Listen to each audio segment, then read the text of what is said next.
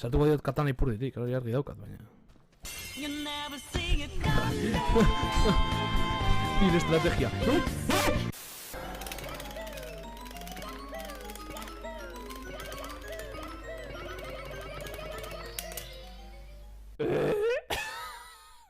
Barkatu. Perfecto. What?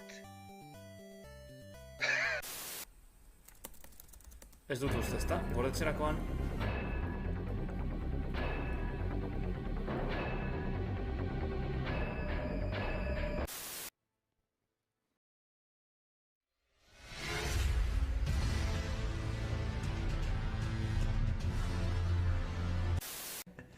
Ez da inori hil. Ez, rollo honean dago uste dut. Uste igual ez. Arraroa da patrullarekin ez ikustea. Hala, pigutara, barkatu. Apellido te digo también, es largo, ¿eh? Sí, ya lo veo. Iturri berri. Iturri begori. Ai, hartu nazakezu, Ba, baina kotxea ia ez dakaula. Porku hartzea, jonda.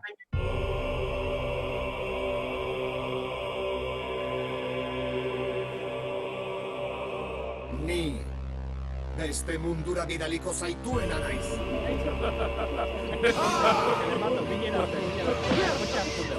Atzamarrak nahikoa dut zurekiko egiteko.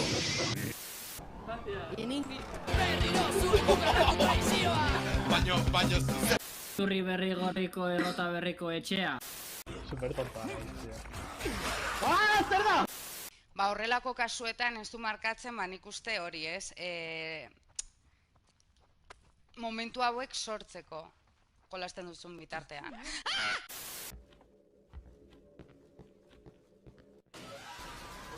Me cago en Dios, cho.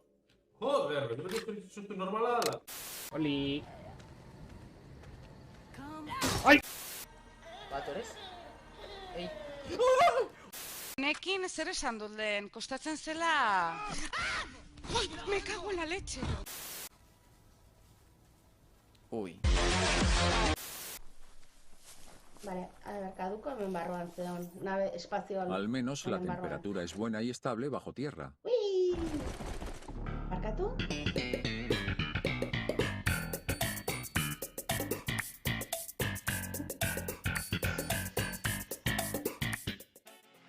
Alexis Murga eta nola ez, Jerai Rodríguez Quintana, nahi duzuenean etorriko, gara berri zuen gana.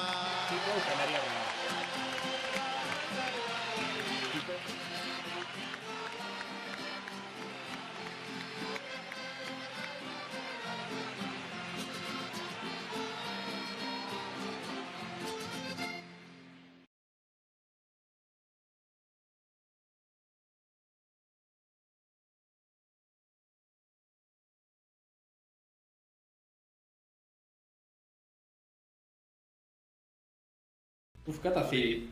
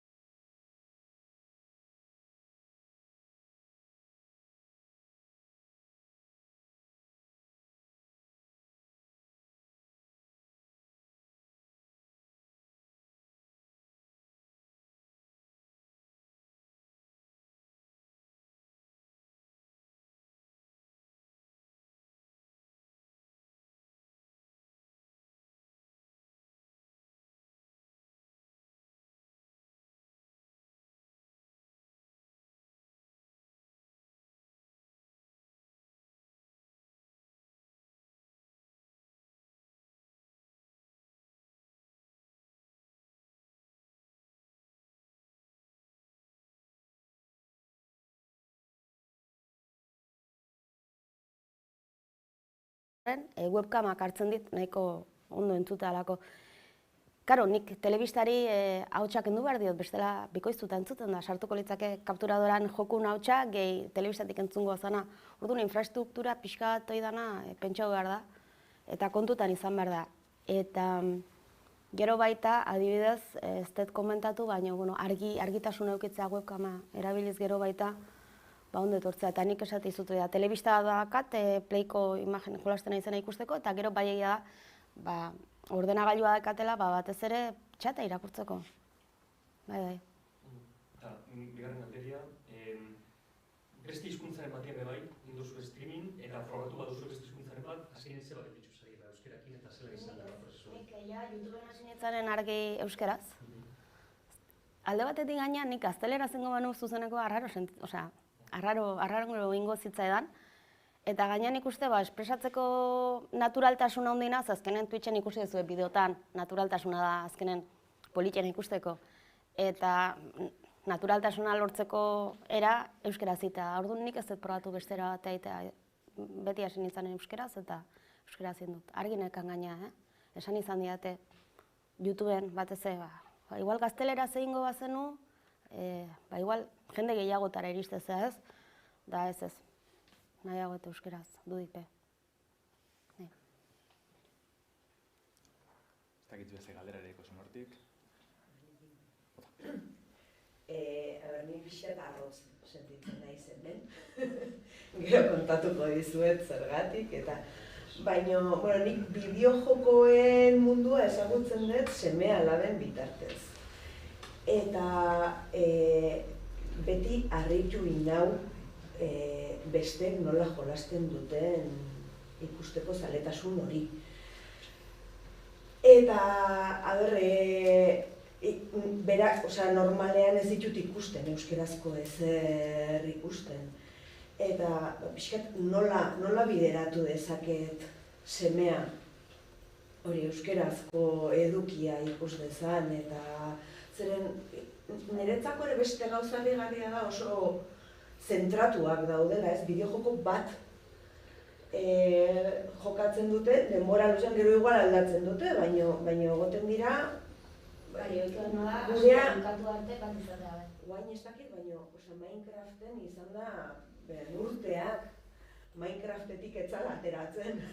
Eta orduan bakarrik ikusten du Minecraftean jokatzen diren bideoak eta hor alderdi asko daude. Ze alde batetik dago baita zu baldin bazea bideojoku mota baten zalea, normalena da bideojoko zuk esatezuna ez, nahi Minecraft gustatzen bazait, ikusiko eten zuzeneko bat izango da seguraski Minecraftena. Ez bazait Call of Duty gustatzen edo FIFA, ez dut ikusiko. Orduan, azkenen topatzea da pixka bat, edo momentuan ematea, karo, esan behar izun baita zenbat urte ditun... 14. Bale. Eske horre igual, depende ze bideojoko, egokiagoak dira ikusteko, beste batzuk baino, nik uste azkenen euskerak baita dakan alderdi hona dela momentuz, nahiko komunitate politia dela, txaten errespeto handia daula, eta, 14 urte deukitare, eusein gure zuzenekotan parte hartu dezake. Azkenean da, behin ezagututa, berak erabaki dezake zein gustatzen zaion ikustea gehiago, eta askotan da, zein baino gehiago zertan jolasten dan ikusi, eta azkenin horrek errepikatuko du. Nik egia esan dezu ez, 14 urterekin ikus dezak, edo inoiz ez diogu mugatu zer ikusi berak aukeratu beti, eta kasi nahiago, euskeraz barbaridade bat entzun behar, barbaridade bat entzun behar baldin badu, Bentzat euskeraz. Bai. Karo, adibidez, egia da, zuzenekoak itekon, pixkat baita, nik uste, zuzeneko bat itezunen, pentsatu dezakezula ez. Igual ditut 3-4 joku pentsatuta burun, baina esatezu, baina zuzeneko baten zeinek funtzionatu dezake hobe ez.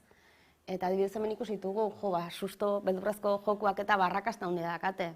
Eta gaina, askotan, gehien, adibidez niri asko gustatzen zait ikustea, beste jokalari bat jolasten joku baten, nila jolastu naizena. Ze momentu baten zailtasuna baldin badago, ikusi nahi dut berak zailtasun hori nola gainditu duen. Edo momentu baten nik baukat susto bat goatzen naizena, kristona izan zena, irrikitan nago, isili-isilik horra iristeko, ikusteko beak sustoa nola jaten duen ez. Eta orduan, egia da, politia izaten dela askotan, depende ze joko, adibidez Minecraft dira, bakoitzak bere abentura bizitzen du, desberdina da. Baina zuzeneko asko daude, eta nik uste pixkat, gamera untxian bitartez eta ikusita zuzenekoen zerrenda, gaina gero guk hosteoa baita egiten dugu, hau da, zu nire kanala bakarrik ezagutu Twitchekoa nire kanalen sartzezea, eta ni ez nago zuzenen, baina beste Twitchlari badago zuzenen, eta nire kanaleko portadan pertsona horren zuzeneko agertuko da baita.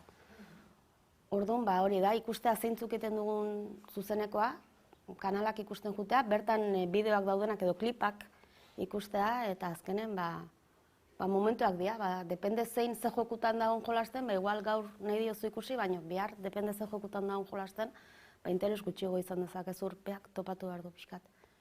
Bere bidea, eta esate izute, bai txateko komunikazio aldetik eta arazori gabe. Azkenen, momentuz gutxi geha, baina gutxi izate horrek baita, holako gauza kontrolpen mantentzen laguntzen du, eta oso txat esanua izaten du. Eta hori eskertzekoa da baita, Azkenen, nahikoa dezuzu jolasten, eta azkenen baita, ez du ematen, baina eski, 8 pertsona, batera izketa txaten ja, eski txata jutea pixkat, nahiko azkar, eta orduan eskertzen da, ez behar izatea inor atzetik, jendeari hitzak entzen edo. Eta gero baita, komentatu, Twitchek baita, hitz batzuk mugatu dituzu, nahiz da idatzi, asteriskotxoak agertzea, ez da irakurtzen, ez da. Orduan, da, Twitchlariak ezagutu eta azkenen berak erabakitzea zein ikusi. Minecrafteko zuzenekon bat baita izan da. Ere kentzen ditu hitzak? Bai. Gai da, jakiteko ze... Bai, gaina bada adibidez hitzen bat, ez dakit dago, uste dela.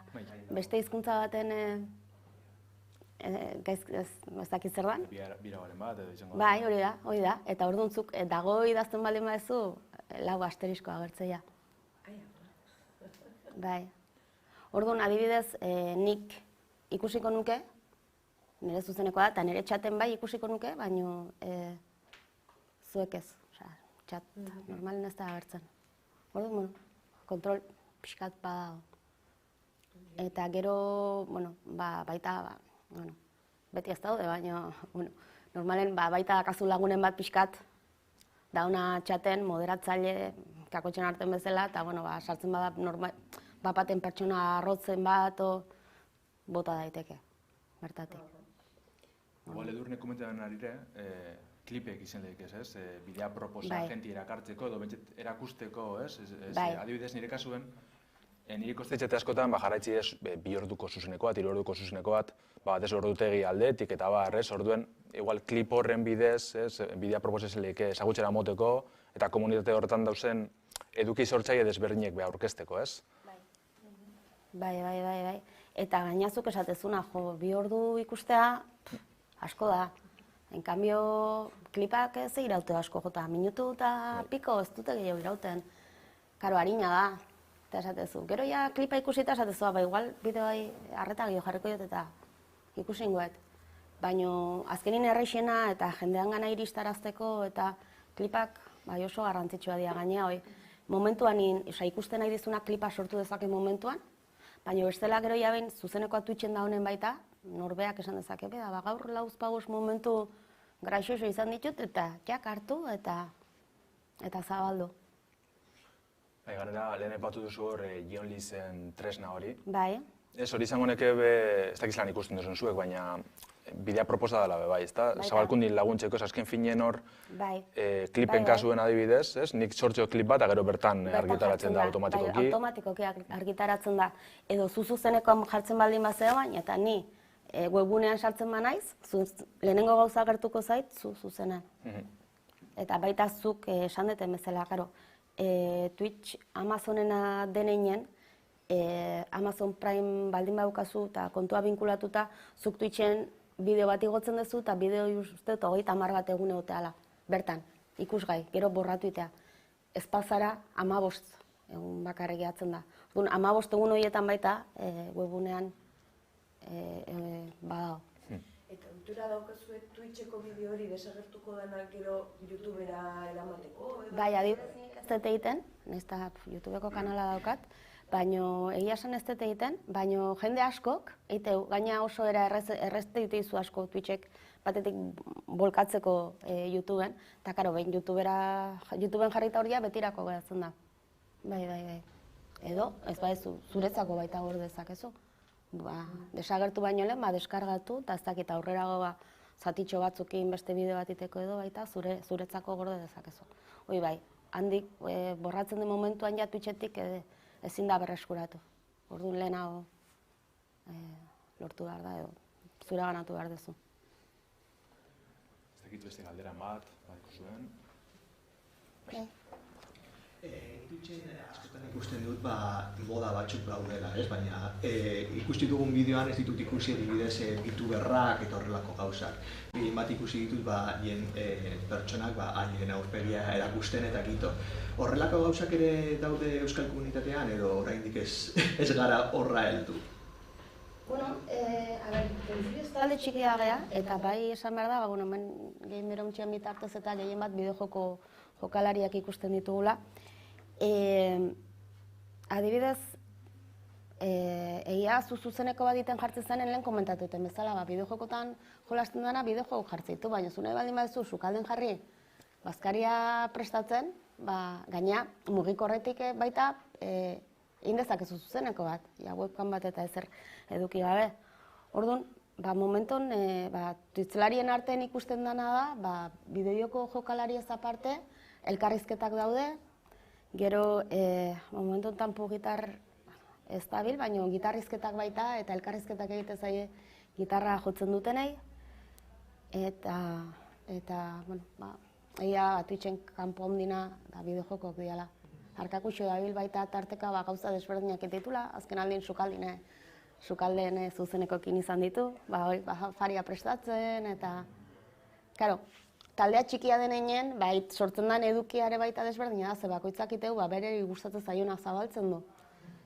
Eta orduan, pixka mugatuta daude gutxi gehalako, baina gutxika ateako ja bestelako zuzeneko motak, nik espero dut. Baietz, bai. Ez da ezer? Horren igual ja, aipatzen hasitxe, Euskal Eduki sortzai komunitate hori, zelako egoeran dauela uste duzu gaur egun? Ikusten zabizi azten zabizila, ze goera mondazkin urtietan? Bueno, hasieran igoera txiki bat izan zuen, oin nahiko lasai gabiltza. Karo, gauza da baita, azkenan, inorrez da hortik bizi. Eta horrek, zu geharki dakizu denbora bat eskatzen dizu. Bakarra pentsatzea, infrastruktura jartzea. Lehen adibidez ez komentatu baita, baina ordutegi bat eukitzea baita ondo etortzea. Ze ikusi nahi zaitun badaki ongo zehala, ez dakit, aste azkenetan 9-etatik 10-etara. Igual, 11 arte zaude, baina 9-etatik aurra hor ikusi altzaitula. Olako gauzak baita komunigarria dira ordutegia, baina karo, gero ordutegi mantendu behar da. Azkenen, zuzenekotik kanpo, familia bat izan dezakezu, lanetik zatoz, nekatuta zaude, edo gaur, sofan etzanta jarri nahi duzu ez. Orduan, adibidez, hemen badaude Twitchlari batzuk ikusi ditugu ja, aspaldidanik zuzenekoak egiten ez dituztenak, beste batzuk bai, igual, 3-4 hilabetez ez zuzeneko egiten da gero baten berriz hastezea.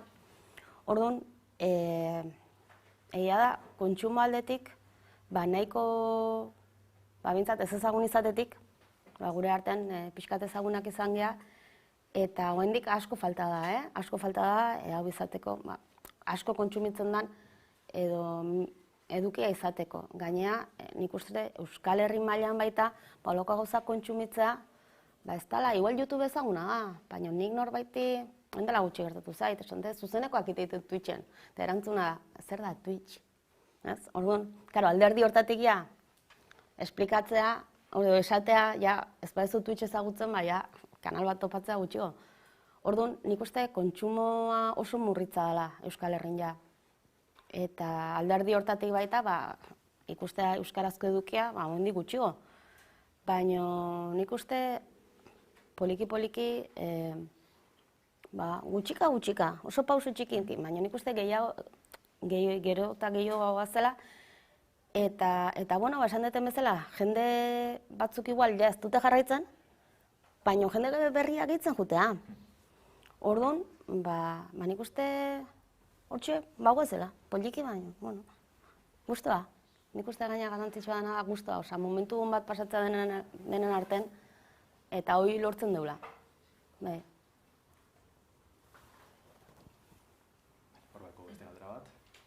Gero, euskaraz argitaratzen diren edo euskara eramaten diren jokuak jokatzen alduzu ere bai, edo atera diren joku guztiak inglesez edo gazteleraz zen. Karo, gehiengoak ingelesez edo gazteleraz daudenez, edo gehien jolasten dianak, normalen nala izatea. Baina, egin izan ditugu, adibidez, John Leesek Sorginen kondaira bideojokoa euskeraz jolastu zuen, eta zuzenekoak egin zituen. Gero, adibidez hori ez dago martxan, baina beak baita takatekla jokua, euskerazko joku bat asmatu zuen, eta zuzenekoak egite zean, eta danak etxatetik parte hartu genezaken joku bat zan, ez da bideo jokua, baina euskeraz egite zan joku bat zan. Baina, karo, gero adibidez ez dut komentatu, baina daukegu gu asko ikusten gaituen bat, eta gemera baita Ibaios Eus, baita beak joku asko euskeraratu ditu, eta askoren laguntzaz baita, zuen laguntzaz baita, eta adibidez guk badaukagu asmoa, adibidez Hollow Knight bezalako jokuak badaude ja euskeraz, eta jolasteko. Adibidez horrek daukan eragozpena nire kasuan, askoren kasuan ez, olako gauzak batzutan euskeraz jolasteko ordenagailua beharrezkoa dakazu. Eta jokoa mugituko duen ordenagailu bat baita orduan. Kontsoleroak geanak, olako gauzak zailago ditugu, daukagun ordenadorea pixkat, justu zuzeneko aitegu eta zer gutxi goio. Baina, orduan da joku gehiago daude, nahiz eta ez izan euskaraz sortuak, euskararatzen direnak, eta badago asmoa. Eta bai egia da, joku bat euskaraz badago, gazteleraz baino lehenago euskaraz jolastuko ezu. Baina, karo, nola, ez dauden asko, eta kontsola batetik abiatuta gutxiago gaindik, zailagoa da euskarazko jokuekin zuzenekoak egitea.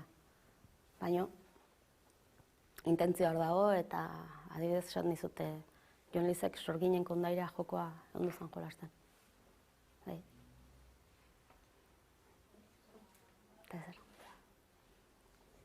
Aztakitz besterik malda dauen. Eta bestela, nik uste dut honegaz amaitxo aldo gule ez? Bai ez da? Eskerrik asko bider. Zuei, gonbideagatik.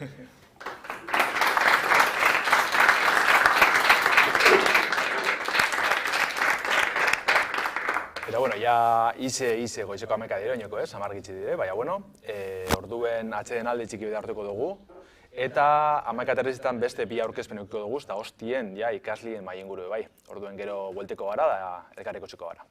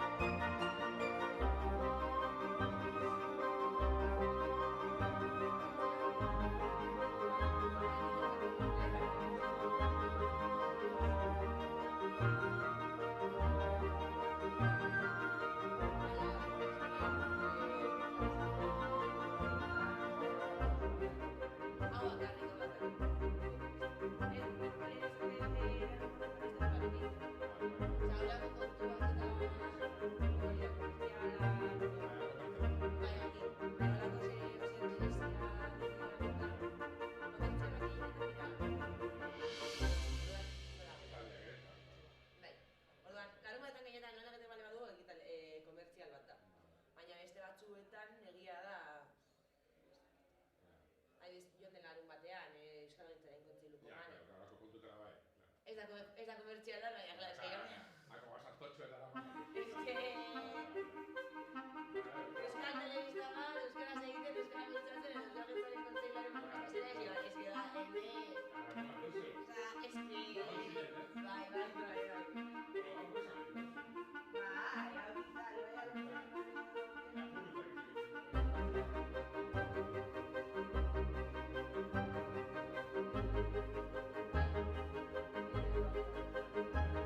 Bai.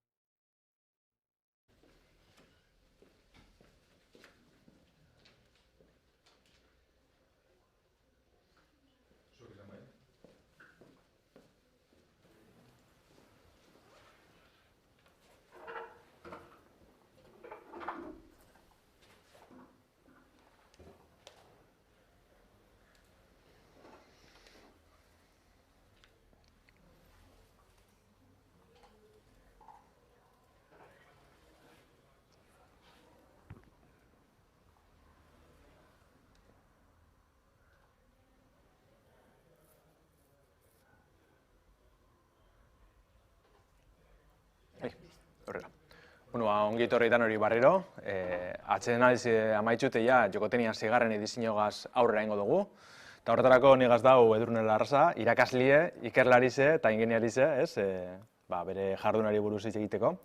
UPV-HUko Informatika Fakultateko Konputagailuen Arkitektura eta Teknologia saileko irakasle da gaur egun. Ibilbide luzi eukin deu bere ibilbide profesionala ziar ez da azken finean. Eta horri buruz apurruete hitz egingo esku. Batez be informatikan, euskararen eta euskarien da hezkuntzan triangeluen mugitzen da, eta horregatik UEUko kidie da. Informatikan irakaskuntzan egiten dugu ikerketi adian taldeko kide gisa, eta jolasmatika proiektua zuzentzen dugu 2016-2017 ikasturtetik. Informatikaren irakaskuntza lehen hezkuntzaraino eramateko helburuarekin, ez? Informatikaren irakaskuntza dela eta hasi da mai jolasan eta bideojokuen mundu ezagutzen, eta horri buruz hitz egingo esku bere aurkezpenian, bai. Orduen Edurne, zure txandi da. Eskerrik asko, gonbidapen honengatik. Aurreko izlariek gardenki, zea gabe egin dute aurkezpena, baina ni hezkuntza mundutik nator eta zaila egiten zait, beti behar detolako laguntzaile bat. Orduan, hemen gaur kontatuko dizuet pixkat zergatik nagoen ni hemen hori da nire buruari egiten diodan galdera.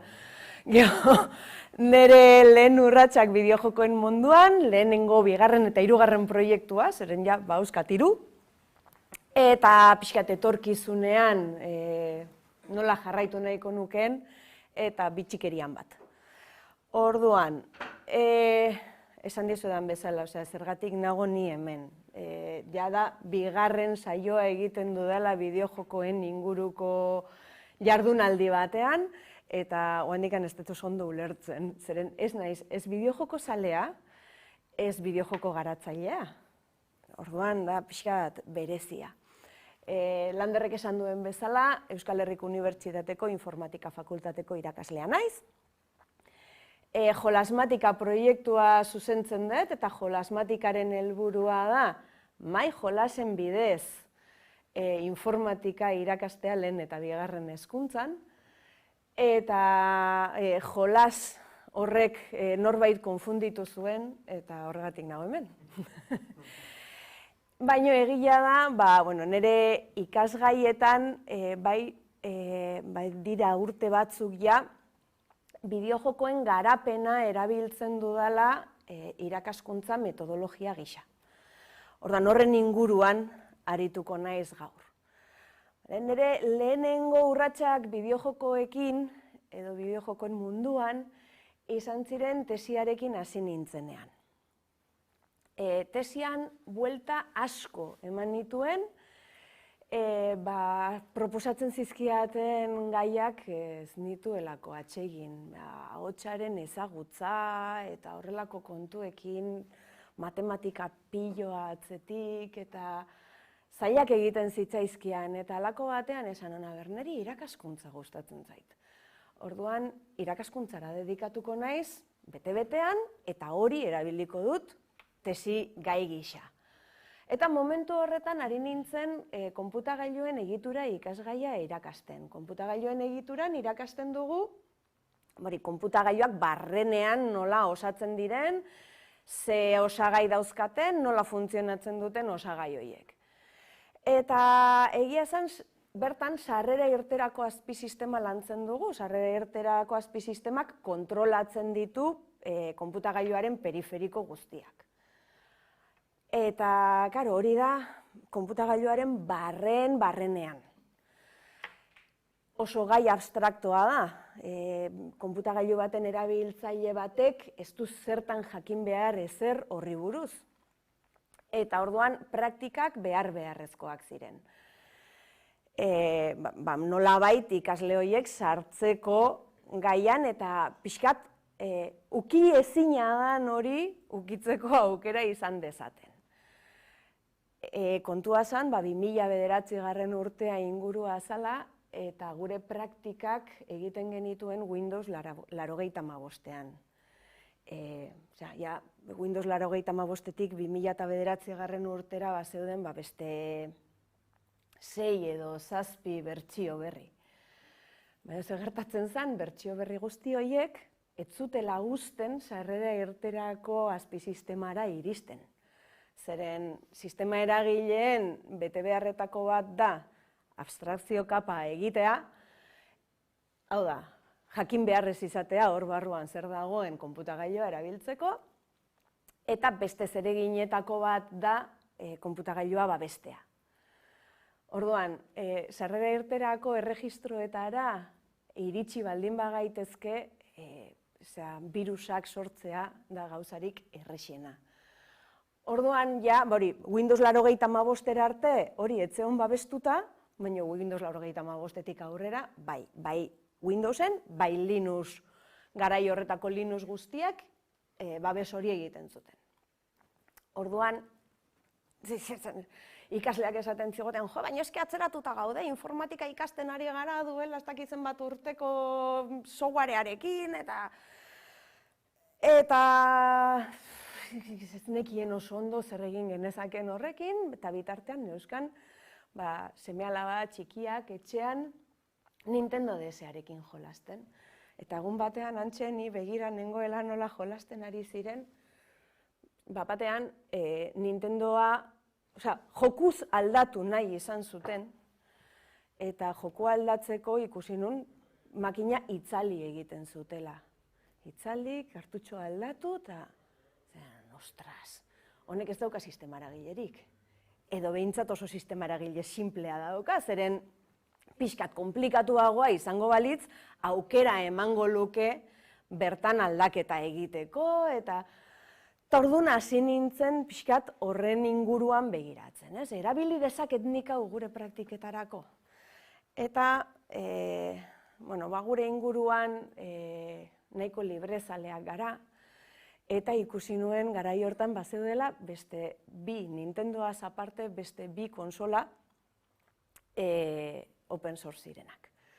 Pandora eta GPBX, eta horiek aztertzen saiatu nintzen. Saiatu esaten dut, zeren Pandora ezin izan nuen eskuratu, imposible. GPBX bai, baino zeuden aukerak berarekin bere gainean programatzeko eta ez nituen batere errez topatu. PSPa momentu horretan bertsio aldatuta zegoen, eta orduan bertsio zarretarako homebrewak lortu zitezkeen, baino bertsio horretarako ez.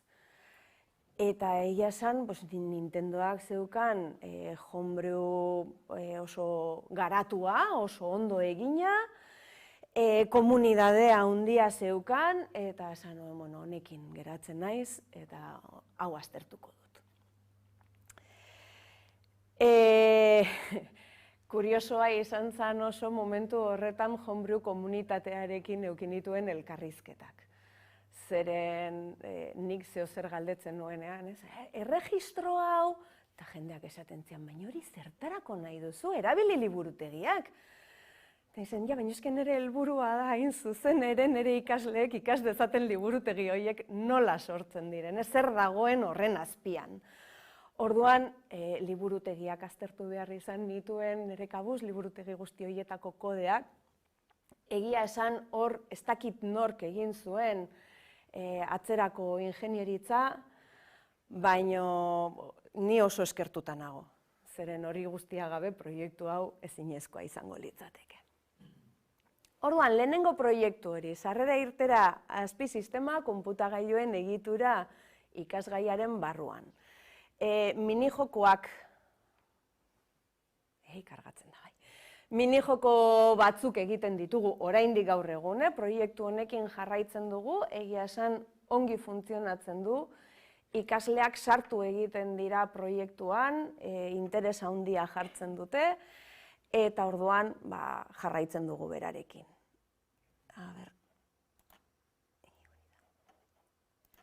Eta egiten ditugu oso joko sinpleak, ez du zabaldu nahi. Ikuste dituzu horrelako kontuak, gauza da sprite guztiak ikasleek diseinatu behar dituztela pixelez pixel. Ikusteko zer dan benetan gero memorian gordetzen dutena. Horrekin erotu egin nintzen, zeren oso modu berezian gordetzen dira datuak. Baina, bueno, gero, pantalla, ukimen pantalla kontrolatzen dute, B mailan, kontrolatzen dute ere teklatua, eta erlojua. Sistemaren erlojua kontrolatzen dute. Orduan, sistemaren erlojuarekin, barra eta pelota mugitzen dira horren arabera, koordenatu guztiak kontrolatu behar dituzte, orduan oso B mailan lan egiten dute. Nik beti esaten diet, eske horrela B mailan, bueno, bestela ere, baina B mailan egiten duzunean dana kontrolatzeko aukera daukazu. Noski gero beti dator ikasle hori pixkat gehiago begiratzen duena interneten, pixkat gehiago saiatzen dena, eta orduan saiatzen da proiektua egiten liburutegiak erabilita. Eta orduan, bueno, hau zen ate bat irekitzeko zea bat.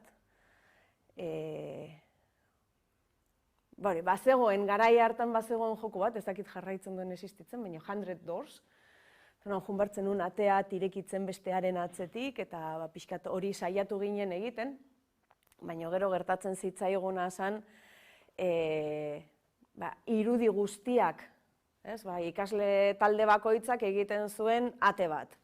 Eta gero irudi guztiak batzen saiatzen ginenean, proiektu berean, memoriak arazoak ematen zizkigun. Orduan, utzi genuen eta dedikatu ginen hori, joko sinpletxo batzuk egitera.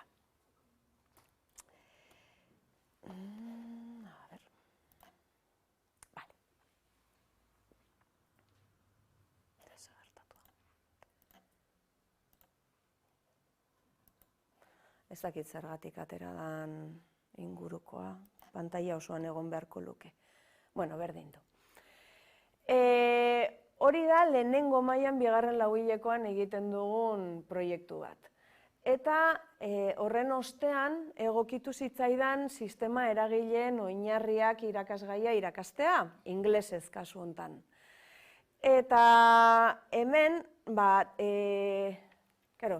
sistema eragilearekin ari gara, normalean Linuxekin, B mailan berriz ere, saiatzen garena da sistema deiak kontrolatzen, sistema deiak erabiltzen tresnak sortzeko, konputagailuarentzako tresnak, eta hori testuzko pantailan egiten dugu. Normalean, zerbitzari batera konektatuta, Linux soilean, orduan ez dago irudirik sartzeko aukerarik. Ikaslei irudigintzarena izugarri gustatzen zaie eta beti lortzen dute edo hasi karaktere bidez marrazkiak sartzen, hori beti lortzen dute. Hori nik beti esaten didala ez dela helburua. Proiektuaren helburua ez da grafikoa, baizik eta azpian dagoena. Orduan ikasgai honetan niri bururatu zitzaidana, zeren aurreko proiektuak ondo funtzionatzen zuen, iruditu zitzaidan hemen ere jolas bat garatzea, interesgarria izan zitekela, testuzko abentura bat egitea. Gure garaietan ni gaztetxoan nintzenean eta oraindik testu inguru bisualak eta existitzen ez zirenean jolasak onelakoak ziren. Orduan agertzen ziren egoera azaltzen dizun zerbait eta horren arabera zerbait erabaki behar duzu. Gure proiektu honetan ikasleek ikasten dutena da Linuxerako komandoak sortzen. CD, direktorioz aldatzeko, LS, direktorioan dagoena listatzeko horrelako komandoak sortu behar dituzte, eta orduan sortzen duten ingurunea da karpeta bidez. Direktorioak sortzen dituzte, direktorio bakoitzean daude fitxategi batzuk, fitxategi horiek daukaten edukia pantailaratu dezakete, mugitzen dira beraiek sortutako komandoen bidez, mugitzen dira gela batetik bestera, batzutan zerbait edukiren bat edo hartu behar dute, eta orduan sortzen dute beste fitxategi bat momentuan eskuratutako itemak edo gordetzen joateko. Orduan, hori guztia betikan garatzen dute. Gainera testuzkoa izan da, inglesezko ikasgai batean gaudenez, aukera dute pixkat ingles hori lantzeko ere. Eta hortikan aurrea, 3. proiektua, hau berri-berria da. Aurten estreinatu dut proiektu hau. Konputagailuen arkitekturaren oinarriak ikasgaian lantzen dugu, eta kasu hontan adimen artifizialeko ikasleekin.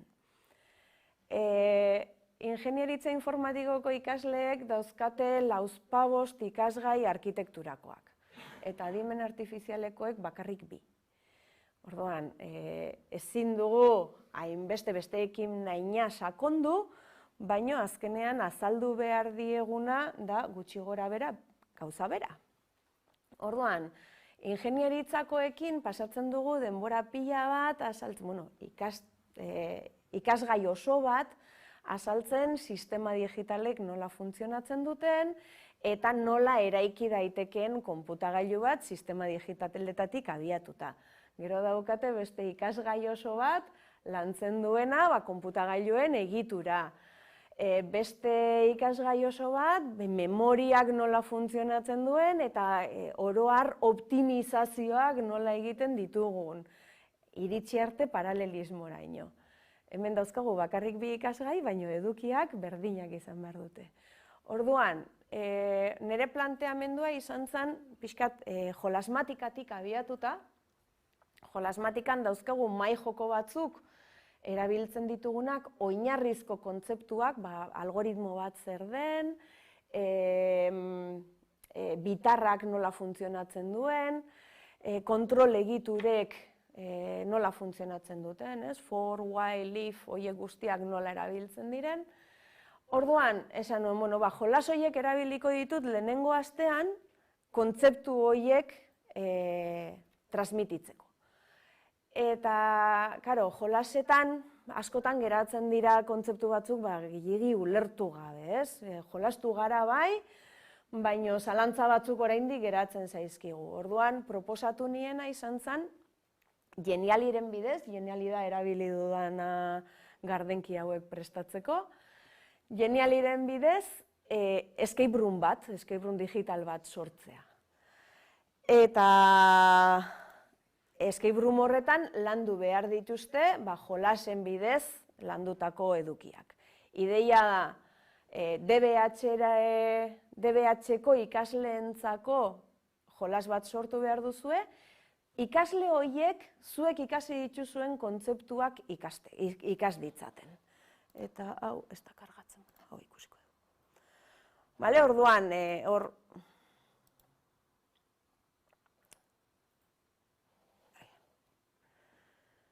kosta egiten zaio kargatzea. Genialik ematen du kriston aukera irudiak eta sartzeko, eta elkarrekintzak ere oso modu sinplean sartzen dira. Botoi hontan sakatzen baldin baduzu, zoaz beste irudi honetara, edo aukeratu dezakezu, jar dezakezu aukeraketaren bat egiteko. Orduan, berez, ez die programatzen ari, ez die kodetzen ari, baino bideojoko hauek jolas hauek sortzerakoan programazio kontzeptu asko sartzen dira. Zeren azkenean daukagu irudi sekuentzia bat, eta irudi sekuentzia horretan puntu batetik bestera mugitzeko aukera ematen dute elkarrekintza horiek. Gustora ere, 3 proiektuak nire ustez ikasleak erakarri dituzte eta lortu dituzte beren helburuak. Orduan, etorkizunean, jarraitu nahiko nuke honekin, bai, gustatuko litzaidake, bai maiz joko gehiago eukitzea informatika irakasteko, Eta, bueno, iaz Gamer Hauntxiarekin jarri nintzen harremanetan, eta horregatik nago benetan hemen. Nahi nuen Minecraft erabili sistema digitalen diseinua irakasteko. Eta lehenengo mailako ikasle batzuk, zeren hoiek ziren ikasgai hori ikasten ari zirenak, beraiekin kontaktatu nuen, esan ziaten baietz, gustatuko litzaiekela, baina lehenengo maila gogorra da ikasleentzako, orduan hasteko asmoa egin zuten, baina benetan ez genuen ezertan bukatu, baina niri gustatuko litzaidake horrekin zerbait garatzea. Orduan, proiektu gehiago diseinatu nahiko nituzke, bai maila anitzetan ibiltzeko, hemen erakutsi ditudan 3 dira unibertsitaterako, baina gustatuko litzaidake ere lehen eta bigarren hezkuntzarako gauzak garatzen. Eta asmoa hori beti jarraitzea jolasen diseinua erabiltzen edo jolasen garapena erabiltzen ikasteko. Ez ja jolasa erabiltzea ikasteko, baizik eta jolasen diseinua erabiltzea. Eta bitxikeria bat agindu dizuet hasieran, The Sumerian Game, ez dakit inorri ezaguna egingo zaion, baina oso gauza kuriosoa iruditu zitzaidan, 1964 urtean garatu zen, hezkuntzarako hain zuzen ere, diseinua Mabel Addisek egin zuen, lehen hezkuntzako irakasle batek, eta zan, lehenengo testu abentura bat irakaskuntzarako sortutakoa, baina kuriosoena iruditu zitzaidana zen, zegoela, garai hortako ordenadorea, zala idazteko makina baten modukoa, paperean ateratzen zuen edukia. Baina zegoen konektatuta diapositiba proiektore batetara eta radiokaseta reproduktore batea. Orduan, historia guztia agertzen zen paperean, baino gainera lotzen zen irudiekin eta soinuekin, eta iruditu zait, 1964ko izugarrizko kontua. Eta honekin bukatzen dut. Eskerrik asko. Eta galderetarako prest.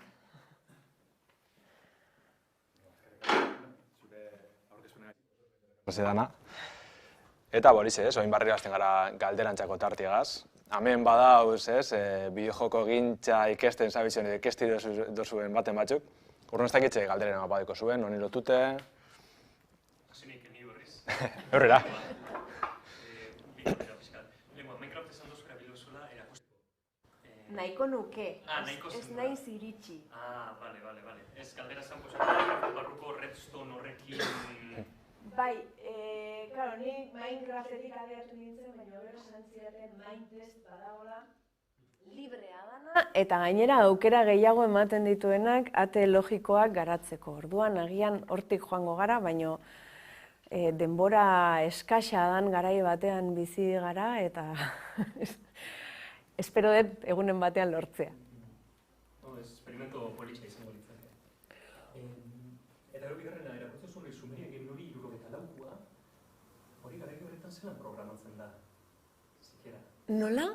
Zelan hitz egiten duzu ordenagailu batekin garai horretan? Kontua zan, hori, konputagailua zan horri ikusten dugun makina hori, suposatzen dut konputagailua izango zala tresna handi bat, baina periferikoa zan hori. Orduan, hor tekleatzea bazeon, eta erantzuna agertzen zen paperean inprimatuta. Orduan, gure sistema eragiletako proiektu horren antzera, agertuko ziren testuak, eta orain zer egin nahi duzu, hemendik joan edo handik joan, edo orduan tekleatu, eta baina kuriosoa zen hori, diapositiba proiektorea, musika, eta dana Karo, ez dakit nola erabiliko zuten. Nik irakurri nuen artikuluan jartzen zuen ikasle talde batek probatu egin zuela.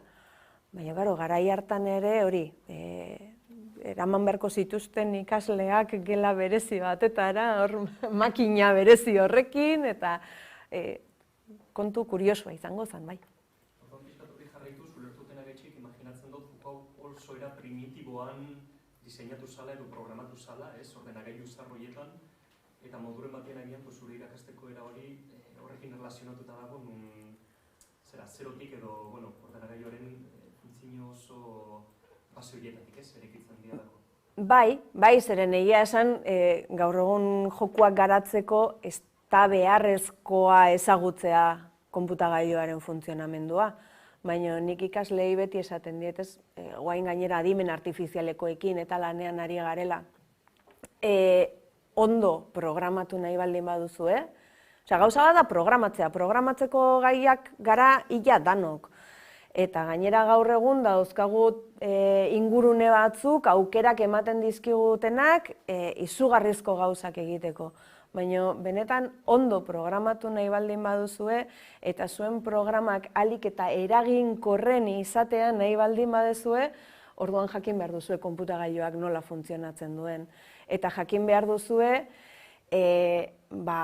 hori, zuk programatzen duzun hori, konpiladore batek itzuli egiten duela, konputagailuak ulertzen duen zerbaitera, gainera saiatzen dela optimizatzen, baina saiatzen da.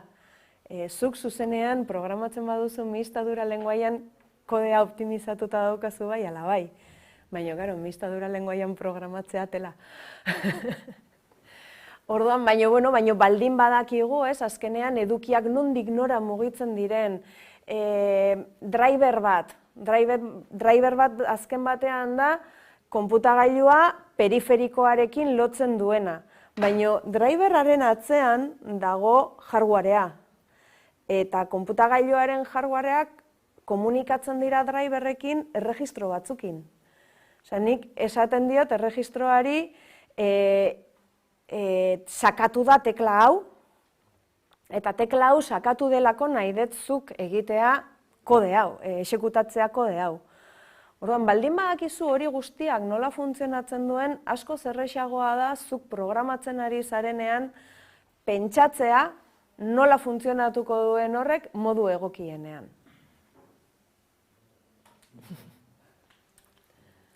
Aipatu duzu logika edo gitarra erakusteko mai jokoak erabiltzen dituzula hasiera batean. Adibideren bat eman zenezake nola funtzionatzen duen nolako jokoren batek? Bai, dauzkagu, nik egiten diet ikaslei normalean lehen hezkuntzan edo bigarren hezkuntzan ari garenean magia joko bat egiten dut, asmatzen dut ze egunetan jaioa da norbait. Eta jarraian kontatzen diet trukoa. Nire alabak beti esate dit oso mago txarra naizela trukoa kontatzen dudalako. Baina, trukoa azken batean, nik dauzkat fitxa batzuk, eta fitxa horietan agertzen dira bitarrez zutabe bakoitzean batekoak dauzkaten zenbakiak. Orduan, sarrera bezala erabiltzen dut jokoa, azaldu egiten diet bitarrak nola funtzionatzen duen, eta gero daukagu karta joko bat bitarrez. Zenbakiak doaz 0-tik 7ra bitarrez, eta jolastu behar dute, jolas tipikoak 6ko urrea edo direla ordenatzeko kartak, ez? Jarri behar duzu karta bat bestea, balio bat bestearen jarraian, eta orduan horrelako jolasetan ibiltzen gara, pixkat bitarraren funtzionamendua, edo bitarrak nola kodetzen diren zenbakiak bitarrez ikasteko. Gero badaude beste joko batzuk, Moon jolasa adibidez, hori Deustoko Unibertsitateko irakasle baten izenekin oso txarra naiz. Pablo Garaizar, Pablo Garaizarrek garatutakoa da, eta jolas horrek irudikatzen ditu erregistroak eta erregistroetako balioak, orduan balio zehatz batzuk lortu behar dira, and, or, not eta horrelako eragiketak erabiliz. Eta hori oso jolas polita da.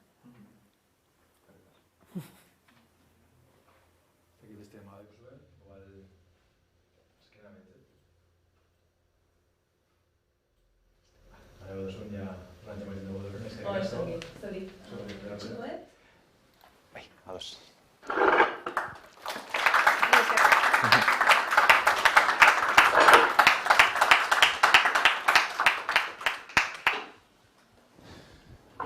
Bueno, honegaz, ja gaurko azken hitzaldira iritsi gara.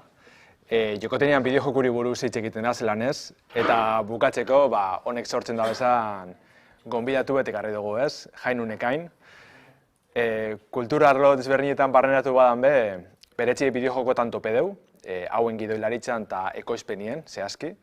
Evil Zeppelin garatzaile taldean hasi zuen bere ibilbide profesionala, eta hostien Praenariz Estudizio Donostiarra eratu dugu Ekainek.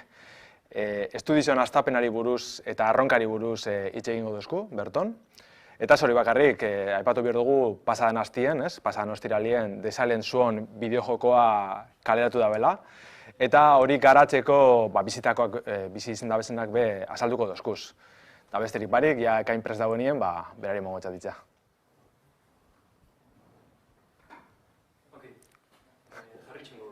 Ados. Así que berezia nun aukikot? Bai, txegal dugu ditut. Zai. Eta ontsi topeko ditut.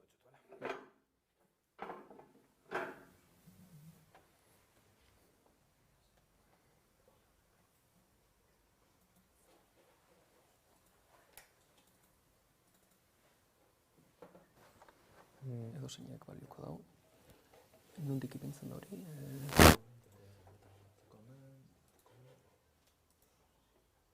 Orkezpen modua hor lehengoa. Horia. Oso ondo. Bale, Ondo. Bueno, lehenik eta behin, mila esker gamer ontziari eta Euskoa Fundazioari aukera honek gaitxik. Landerrek lehen esan daben moduan, euskararekin erlazionatutako gai guztiak eta era berrian, beti da aldapan gorako borrokia, eta horregaitxe nire ustez zulako oso garrantzitsua dia, eta posten izpilo hainbeste jende ikustia, eta bebai, hemen egon izatea. Bereziki, anekdota moduan, ontxe Madrilen nago ikasten, eta ona gonbidatu izana, lehen aldixa, hainbeste hitzaldi eman da gero ja, lehengoa benetan euskeraz emateko, niretzat oso unkigarria izan da, eta autobusian bueltan ikustia berriro Lanbrua eta Mendixak, badakit hemengook naskatuta egongo zariela eguraldi honetaz, baina netzat politxe izan da eta faltan botatzen dut naskatuta egotia nire bai, eguraldi xataz. Presentazioin jotxo badakat, nire bai, baina edurnek ez bezala, niriak ez dakez mugimendurik ez bide horik, ondiok ez dut ikasi hori itxen, akien bere ikasle izango nintza, jakingo nuke.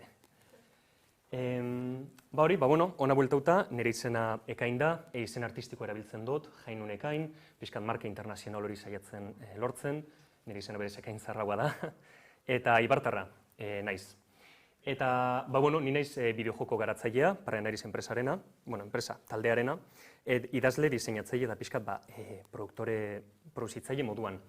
Praenariz, gure artikuluak eta barri ikusten baduzuez, askotan jartzen dut Donostiarra garala, ez da guzti zuzena, ni Ibartarra izan da, baina egisa da, lau taldekide zarrenetatik, hiru euskalduna garala, eta bi Donostiarrak, eta nik beti aukidot pixkat loturia gehiago Donostiarekiko Bilbokiko baino, sentitzen dut, eta orduan moduren batean Donostia erabaki dugu, gure zentro moduan, zentzu horretan Euskal Herria errepresentatzen perspektiba horretatik.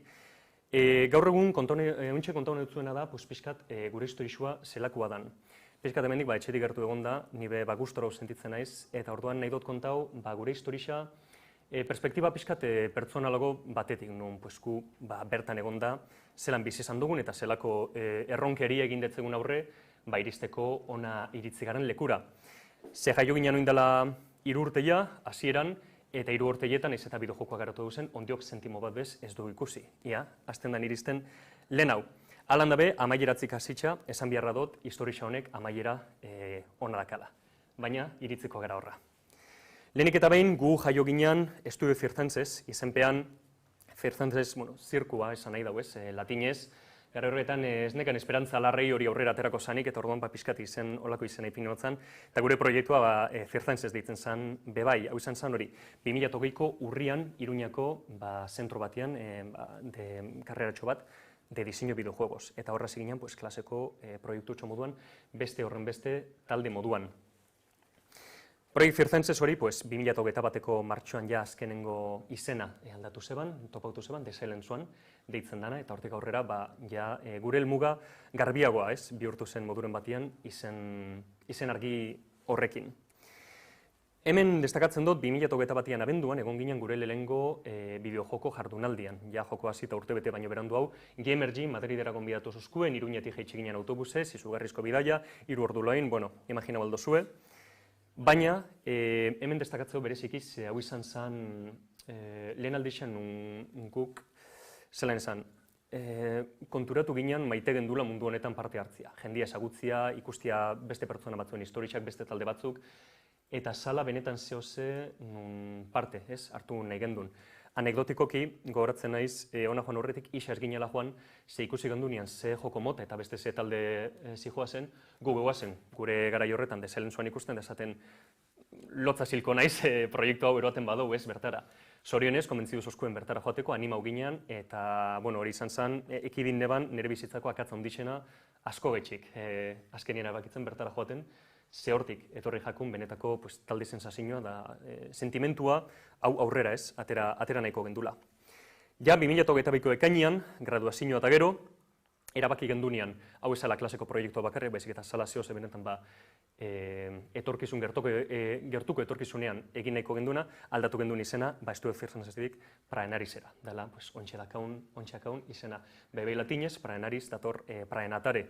Aditzetik esan edabela nabigatzia itxasotik, eta orduan guk itxasontziaren irudi hau dakaut, imaginatzen dugu gure estudixua itxasontzi bat izango alitz bezala, itxasoak zeharkatzen eta aurrera joaten. Alan dabe, garai politxorrek ez eman asko iraun, eta konturatu ginen graduazioa zentzu horretan gure taldearekiko oso eskasa izan zela. Eta 2022ko abuztuan topatu ginen gure lehengo benetako bide gurutzearekin. Nun proiektu ondiok ez egon amaitxuta, eta klaseko incentiboa eta irakaslia atzian egon barik, hor zaila da topatzia, ze justifikazio mota, topau aldoun hori aurrera ateratzeko bereziki, ze desailen zuan kungen ekendun, graduazioarako amaitzea gutxi gora bera, baina esan lortu, lehen proiektuaren historia, imagino ulertu aldo zuela. Orduan, 3 aukera auki gendu zen, momentu horretan, lehengoa da, joko utzi eta talde utzi, eta development hell hori horretan ez sartu eta ekidin, eta hor, norbera bere kabuz lana topatzera, edo bakoitza bere bizitzan aurrera joatia.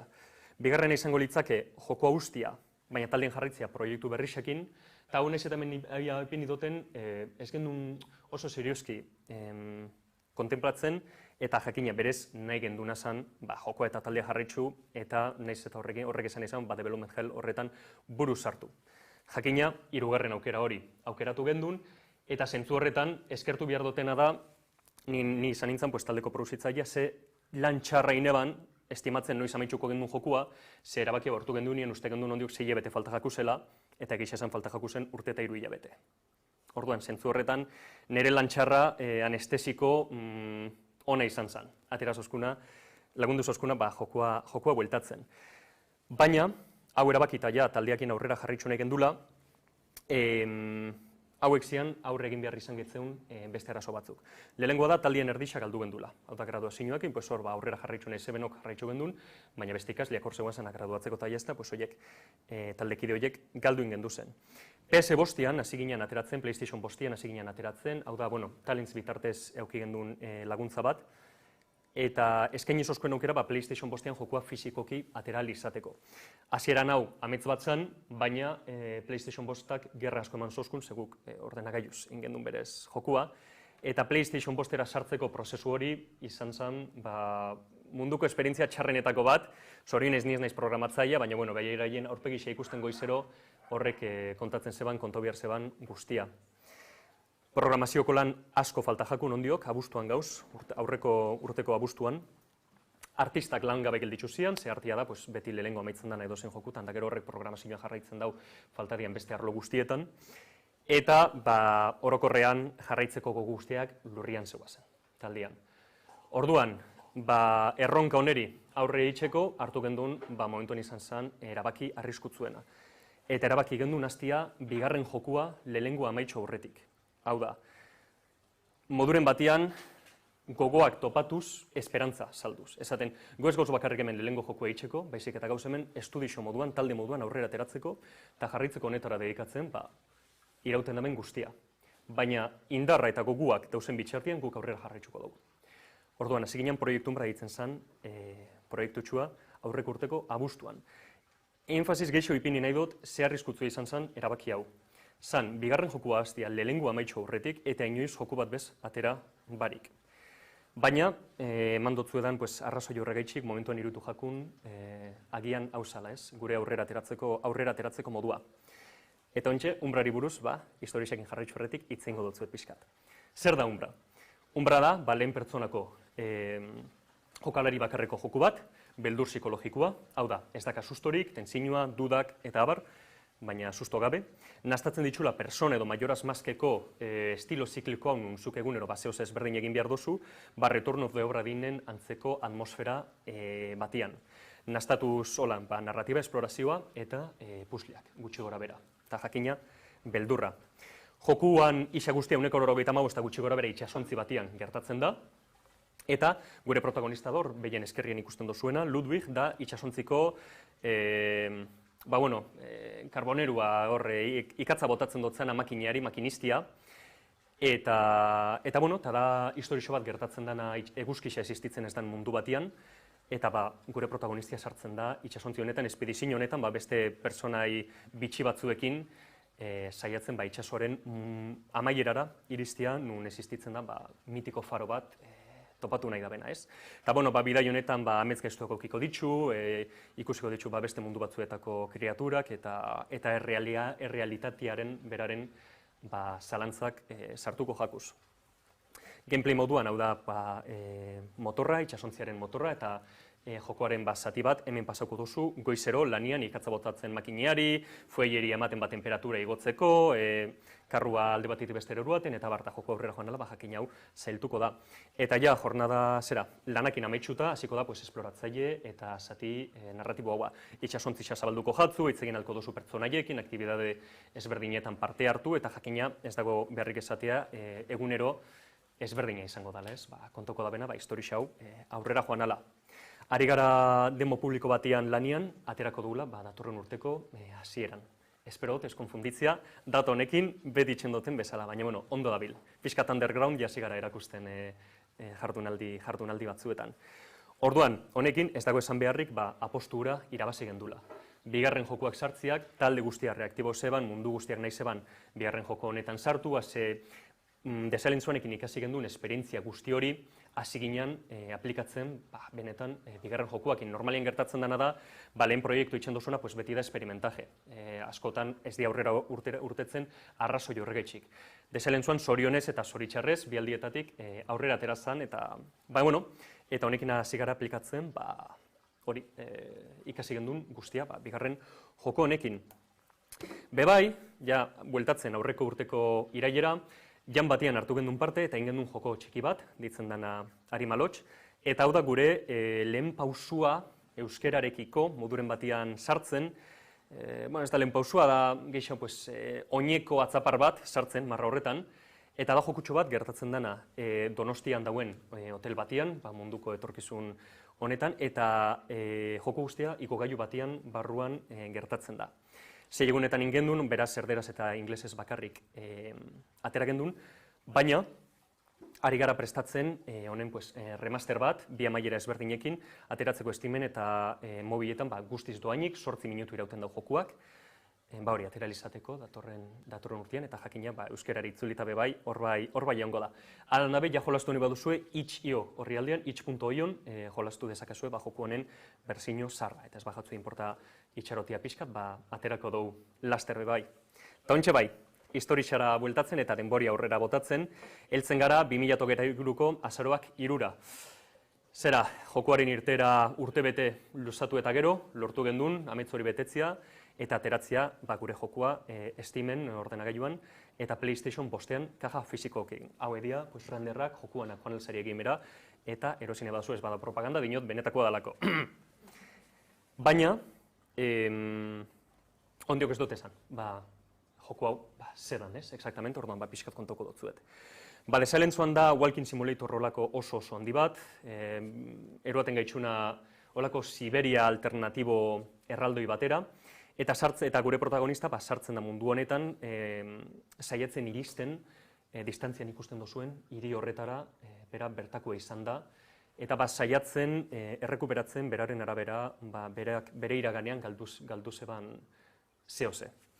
Eta hau edia, argazki batzuk, alde artistikoa oso potentia da, eta jokuan, jolasten baduzue, ikusi halko duzue, jokuak moduren batean taldiaren historia kontatzen da. Horrek esan nahi dago alde programazioan aldia, esala hain zendu eta horrek etxeko keratu gendun Walking Simulator genero hau, baina bai gekauzen bide eta irude artista asko, orduan horretan sartu ginean, bintzat, eszenario politxauek sortzeko. Ja, atera gendun, aurreko astian, lortu gendun kapitulo biztia, lortu dauz hori beratziron jarraitzaile baino gehiago Twitterren, eta Steamen naiz eta ez duen salmenta exzesiboak auki, ez du lortu streamerra hundirik. Jolastia, igual ilargiri laguntza eskatuko dut zau.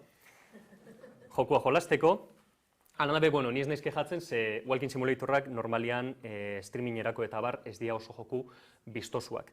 Baina jolastu behinen artean lortu dauz nahikoa iritzen, nahikoa review, media bat aukitzeko, eta media hori 195ean positiboa da. Orduan zentzu horretan, lasaitxu hartuta dakau, lehen joku aterata, eta ja jarraitxu aldau, hemendik aurrera, eta zentzu horretan da 3 urteko kapitulo bat itxi duguna.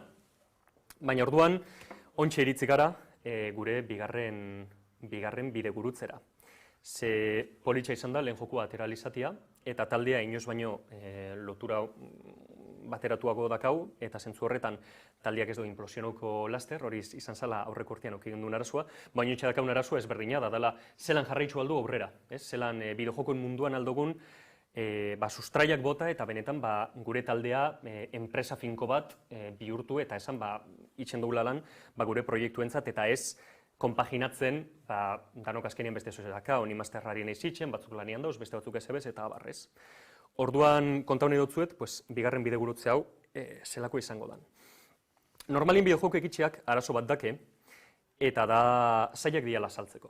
Azkenean bideojoko bat, kalkulatzen baduzu zenbat ordu kostatzen da, da zenbat denbora, sarraskeri utza da, horrek zenbat diru, soldata, finkoa badakazu zenbat kostatzen da ben, eta horren arabera zenbat saldu beharko zendun diru hori rekuperatzeko. Bereziki, gure desalentzuan, azkenean desalentzuan oso artistikoa da, eta zaila dia olako jokomotak saltzia. Orduan, baina alan dabe dakaun aukera bat da, jarraitxia itxen olako oizko bideojoko, horreitxia dakau proiektun bra hor eta harimalotx.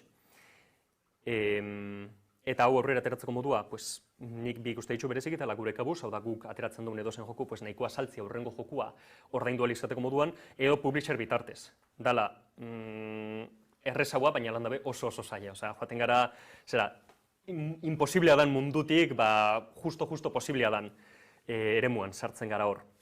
Baina, umbrarekin bebai, enfoke ezberdina da, eta zuanen ikasi duzen, desalen zuanen ikasi duzen, hainbeste gauza horreri gara zaiatzen, aplikatzen, errezago izateko, saltzeko eta jolasteko, eta umbra adibidez, bai izango litzake, stream bitartez jolastu errezagoa izango litzaken jako bat jolasteko.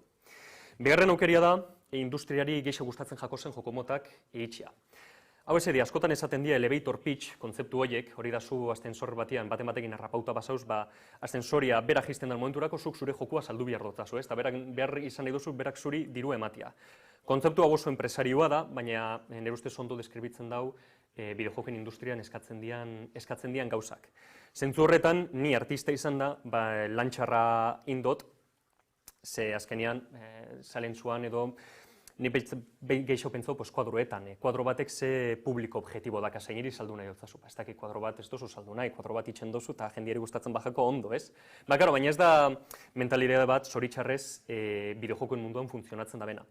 Orduan, gure aukera bat da, egitea olako joku oizko bat, baina salmenta puntu errezo badakana, nun esaldi batien edo bi esalditan jaideia saldu aldozun. Horrega etxik hordakau, proiektzizera, ontxe komentoko dutena, zedan. Horbe, bigarren aukeratsua da mikroerosketa bitartez egitea. Hau inversorieri asko gustatzen zaie. Zuk esaten detzezu zelan lortuko dozun dirua. Ze, karo, biojokoekin pasatzen den asko, pues igual musika albumetan eta bartakazu piko bat saltzen duzunien hasieran, baina gero hori jausten da berehala eta jazta, eta zehose salduko duzu bizitza guztian ziar, baina oso gutxi izango da hori berela maitxuko da. Mikroerosketek betetzen den funtzioa da, piko hori jitxera malgu hau izatea eta beti minimo batian mantentzia. Karo, gu jokalarixak eta artistak izan da, hori ez da zehose larri gustatzen jakuna. Alan da bez da estrategia txala eta superbibentzia da orduan, beharrezkoa bada egingo dugu, baina ekiden aldan bitxartian saiatuko gara ez, beste lekure batzuetetik, eruaten. Baita ere, mobieko jokuak edo aplikazioak egin leikez. Hau behin inversoriere eta bar, asko gustatzen zaiez, mobilak, zelan esan, mobilak dira konsolekiko da ordenagailuekiko TikTok, YouTuberi dan antzerakoa. Hau da, zuk erabiltzen duzu egunero, minutu gutxiko sekuentzietan, eta edoze momentutan erabide dezakezu, azkenean zuk ordenagailuan joko bajo lezten baduzu, mentalizo behar zara, denboria behar dozu, hori denboriekin prestatzen duzu, baina mobila beti dakazu eskura. Orduan mobilean existitzen da oso merkatu handi bat saiatzeko hor gauzak saltzen. Gu ordenagailuetakoak eta konsoletakoak gara, orduan ez da zehose larri gustatzen jakuna be, baina, bada zehose eta horbe proiektutxo bat badakagu. Eta gero, nik jendeakin hitz egin da eta aholkuak entzun da, asko aholkatzen da bena zerbitzuak eskaintzea beste enpresa batzueri. Hemen ezagutu gaur Basa Jaun Gameseko laguna, bere egiten da bena da, itzuli bideojokoak beste erderara eta euskerara, eta gero diru hori erabiliagien beraiek nahi daben beste proiektutxoren bat egiteko ez. Horren barruan sportinak egin leik ez bebai, eta hor mundu bat daun zure enpresa konsideratzen baduzu almen bereziren badakala, hori saldu aldotasuna beste batzueri. Guk horreztak hau zebez. Eta jakina, hor dakaun azkenengo posibilitatea da, mobilikeko pekuo ditxasontzia moduan urazpian amaitzea. Alan dabe, presedentziak ezer demostratzeko balio badau, nik uste dut hori behintzat, gertuko etorkizunean ez dala gertatuko eta taldea behintzat bateratu eta dakagula. Eta horri pini ditut bi proiektutxo, ez dutena esan inoiz ezebez oieri buruz, Cizera eta Artika, eta hori edia, gu saiatzen fitxa batzuk ipintzen beste alde hauetan bebai. Gure talde nagusi eta gehienak, danak gauz umbran. Cizera eta Artikan oso pertsona gutxi, oso denbora askean edo tanteatzen ari garan proiektutxoak dira, baina umbra aurrera atera edo ez atera, industriako beste alde horietan bebai, lantzen saiatuko garan zatitxo batzuk dira horiek. Orduan hori, moduren batean, nik uste dut, hasieran esan dut historixonek amaiera hona dakala, baina gitza esan hori desailentzuanen historixa bakarrik da. Ze desailentzuanen amaiera gure estuizioan Pranarizen hasiera da. Orduan, momentuz pixkat sentitzen dut goizegi dala, esateko guk ondiok ze egiten dugun eta nola itxen duzen behar duguna da, sustreek bota eta hau da, horregetxik dinot, hau dela, gure ontsi bigarren bidegurutze handi hau. Orduan ja, pixkat amaitzen eta hasierako galderara bueltatzen, nor gara, bointxo momentuan desailentzuanen sortzaileak. Baina bihar, eman ditxudan arrazoiagetxik hori zaila da, alde batetik oso zaila da, jakitzea. Baina beste alde batetik errezagoa da. Eta erantzuna da, bixar izango garala, gaur izan garanan berdina, eta atzo izan ginanan berdinak, hau da, marinelak itxasoa gurutzatzen beste aldera iritzi arte. Mila esker.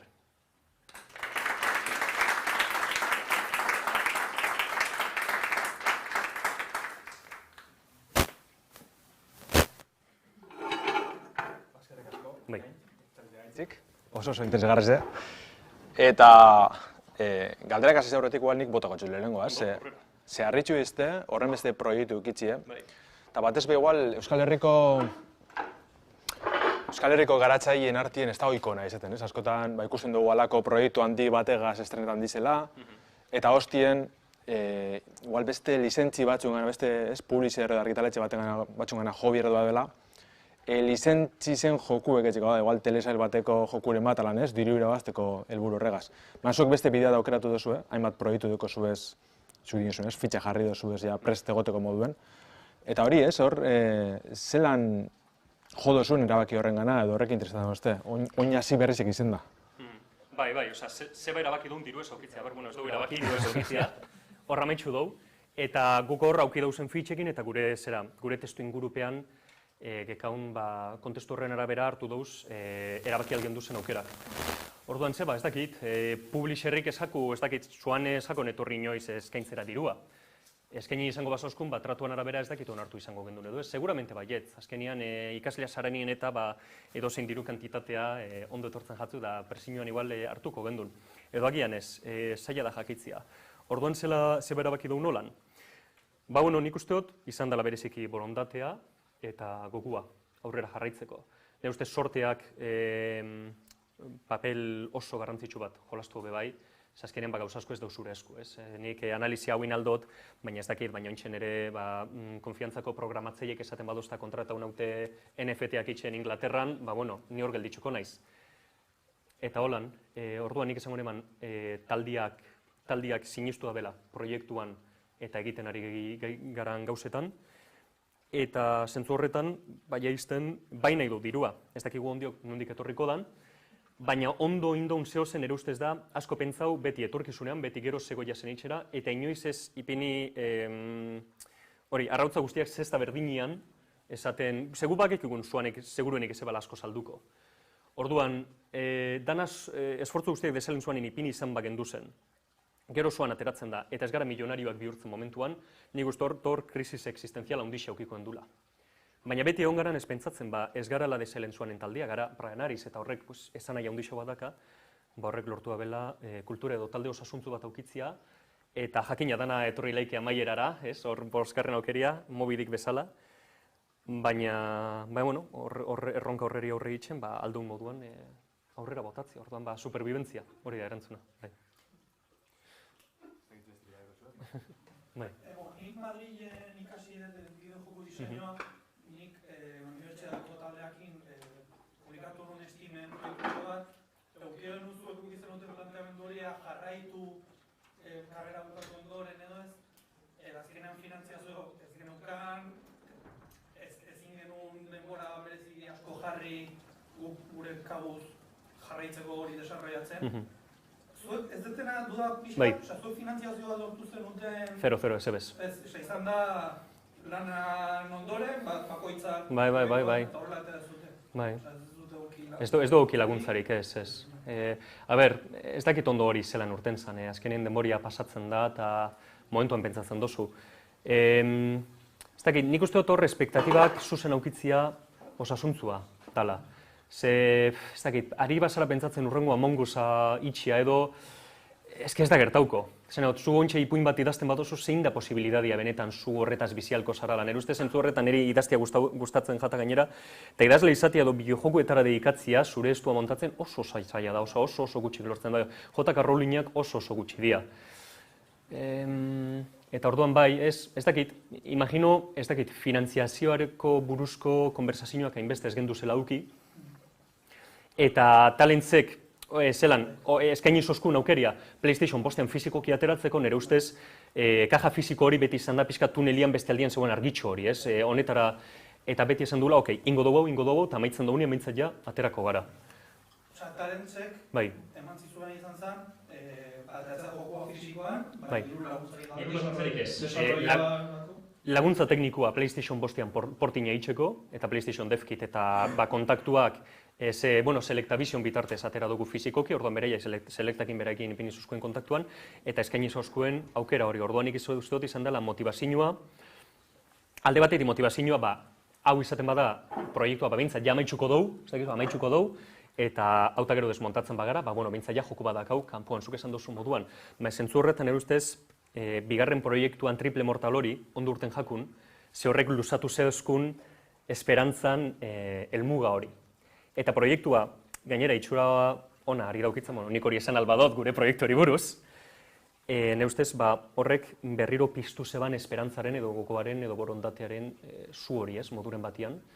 Orduan, ez do betirako zu horrek iraungo, esan nahi dut, helduko da puntoren bat, eta zigorala dirua eta zitza egiten, dezingot esan, guazen hirugarren jokoa itxera. Ez da inorri engainauko. Ez da engainua bez, esan baina ulertzo ez da zu azkenean. Baina ez dakit, zelan esan, gaztiak izan da. Hau da gure bizitzeko aukera, nun esan aldo, que más vale ciento volando que pájaro en mano.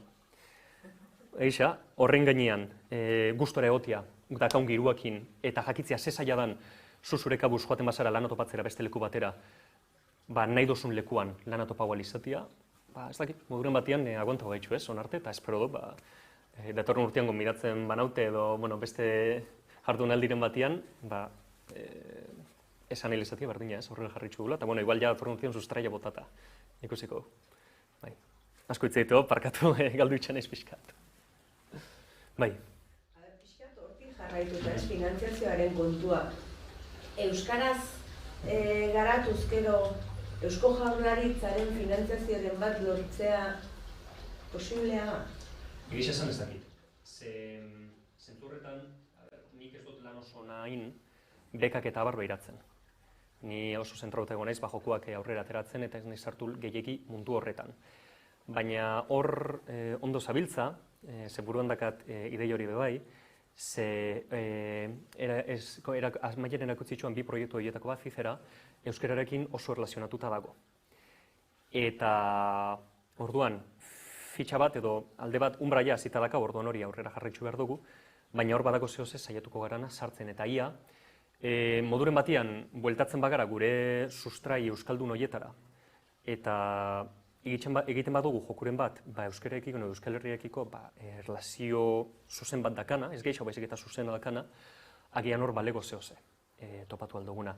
Baina, guk azkenian, ikusi oso Twitterra eta bar, inglesez dakau. Orduan, nahiz eta guk LinkedInen eta sartzen bazara Donostiakoa garan, gure marka ari gara saiatzen internazionala bihurtzia. Orduan horregaitxik gehienan jokuak idaztitzu dain eta bar inglesez itxen dut.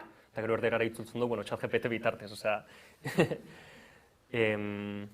Orduan hori, euskeraz ez dugu ez ebe zuzenein, baina bai da posibilitate bat aztertuko duguna, eta gustauko jakuna asko, berezi batzueri, zehose atera lizatik hortik ez, bai. Zinemara diru asko bideratzen da. Adibidez. Hau ere gaur egungo aukera dala. Ez dakit, baina aztertzen gabiltza eta da zehose behirauko duguna, eta horregaitxe posibilitate horietako bat, horrekin erlazionatuta dago, así que horri biliko da. Ni esker.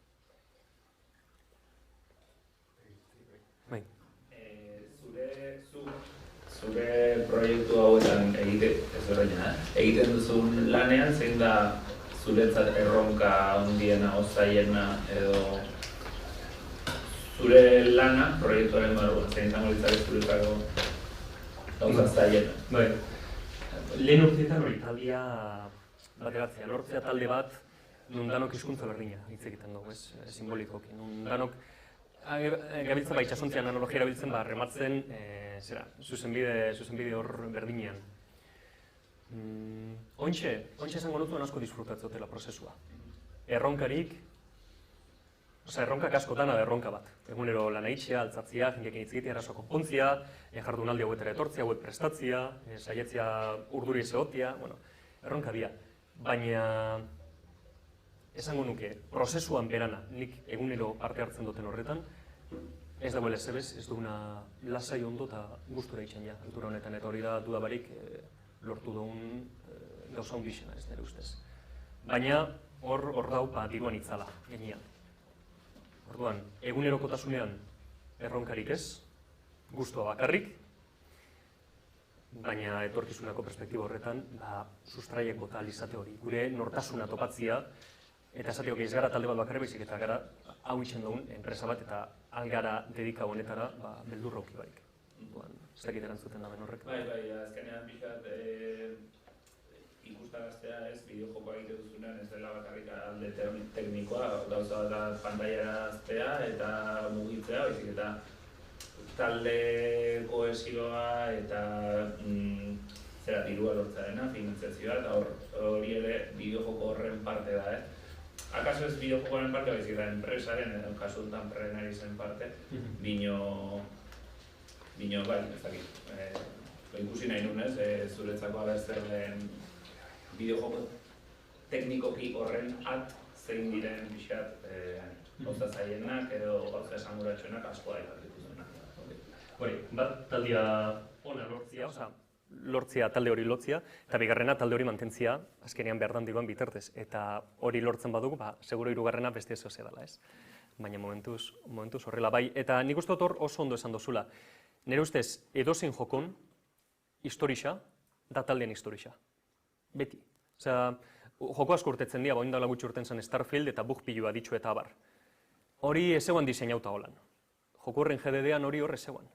Hori da, taldearen testuinguru praktiko realitate horren adierazle bat. Eta nire ustez hori da joku guztiekin. Ze mekanika mota erabiltzen dituen, zelan adierazten dituen beraien jokuak. Ez dakit, The Last of Usek ez zituen hainbeste animazio eta barraukiko, ez bazituen animatzaileak eta idazle oso onak aukiko. Orduan, nire ustez beti hori, jokua beti da taldearen proiektzio bat eta bisak batera garatzen dira joko horren garapen aurrera joan ala.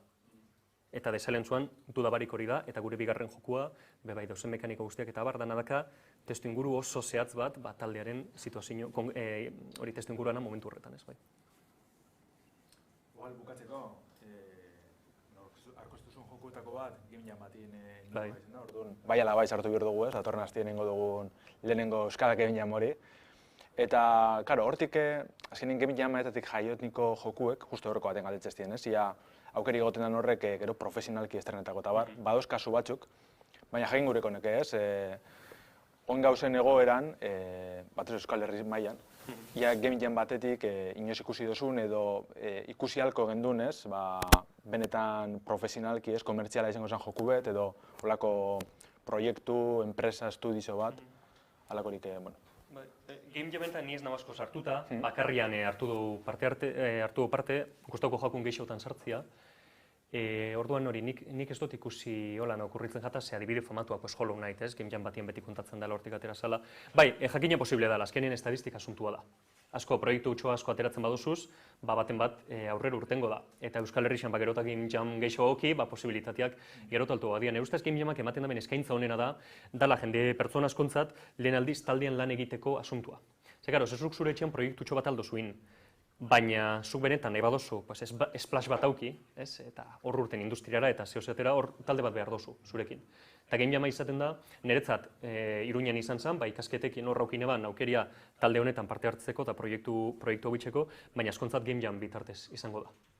Eta orduan nire ustez taldiak eta jendia ezagutzeko aukerak dauzen bitxartian, jokuak, proiektuak ateratzeko aukerak igoko dira, eta proiektu horien artean profesionalizatzeko da saltzeko aukerak, ondio gehiago ez, zentzu horretan.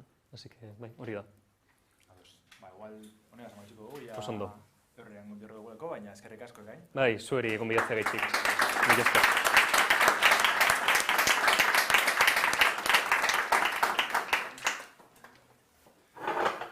Vale, oso ondo.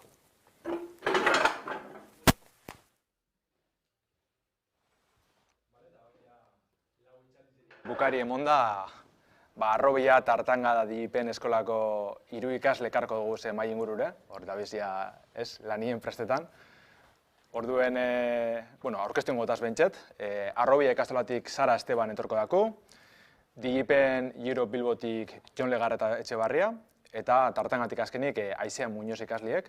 Orduan, apurbet ikaslikaz egotiek ikuspuntzu berrizek gehitzuko dutxoz, ez? Jokoteniako edizio honetan orain arte ikusi dugunari.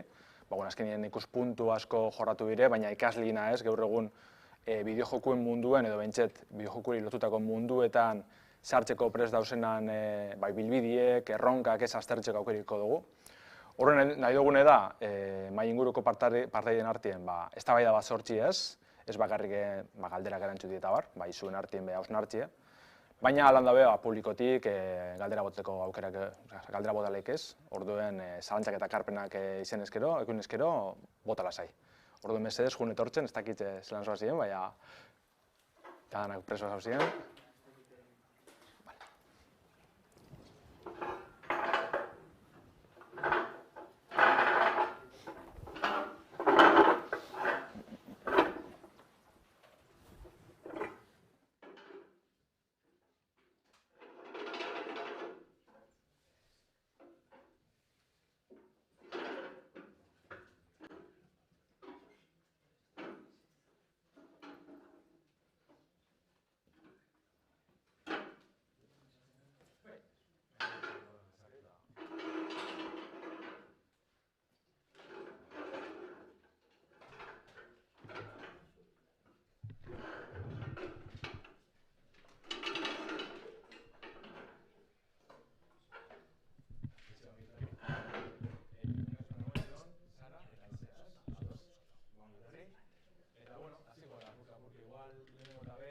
jatorri zeri buruz berbetan, ez? Zuen buruek aurkezti guzteko jaten.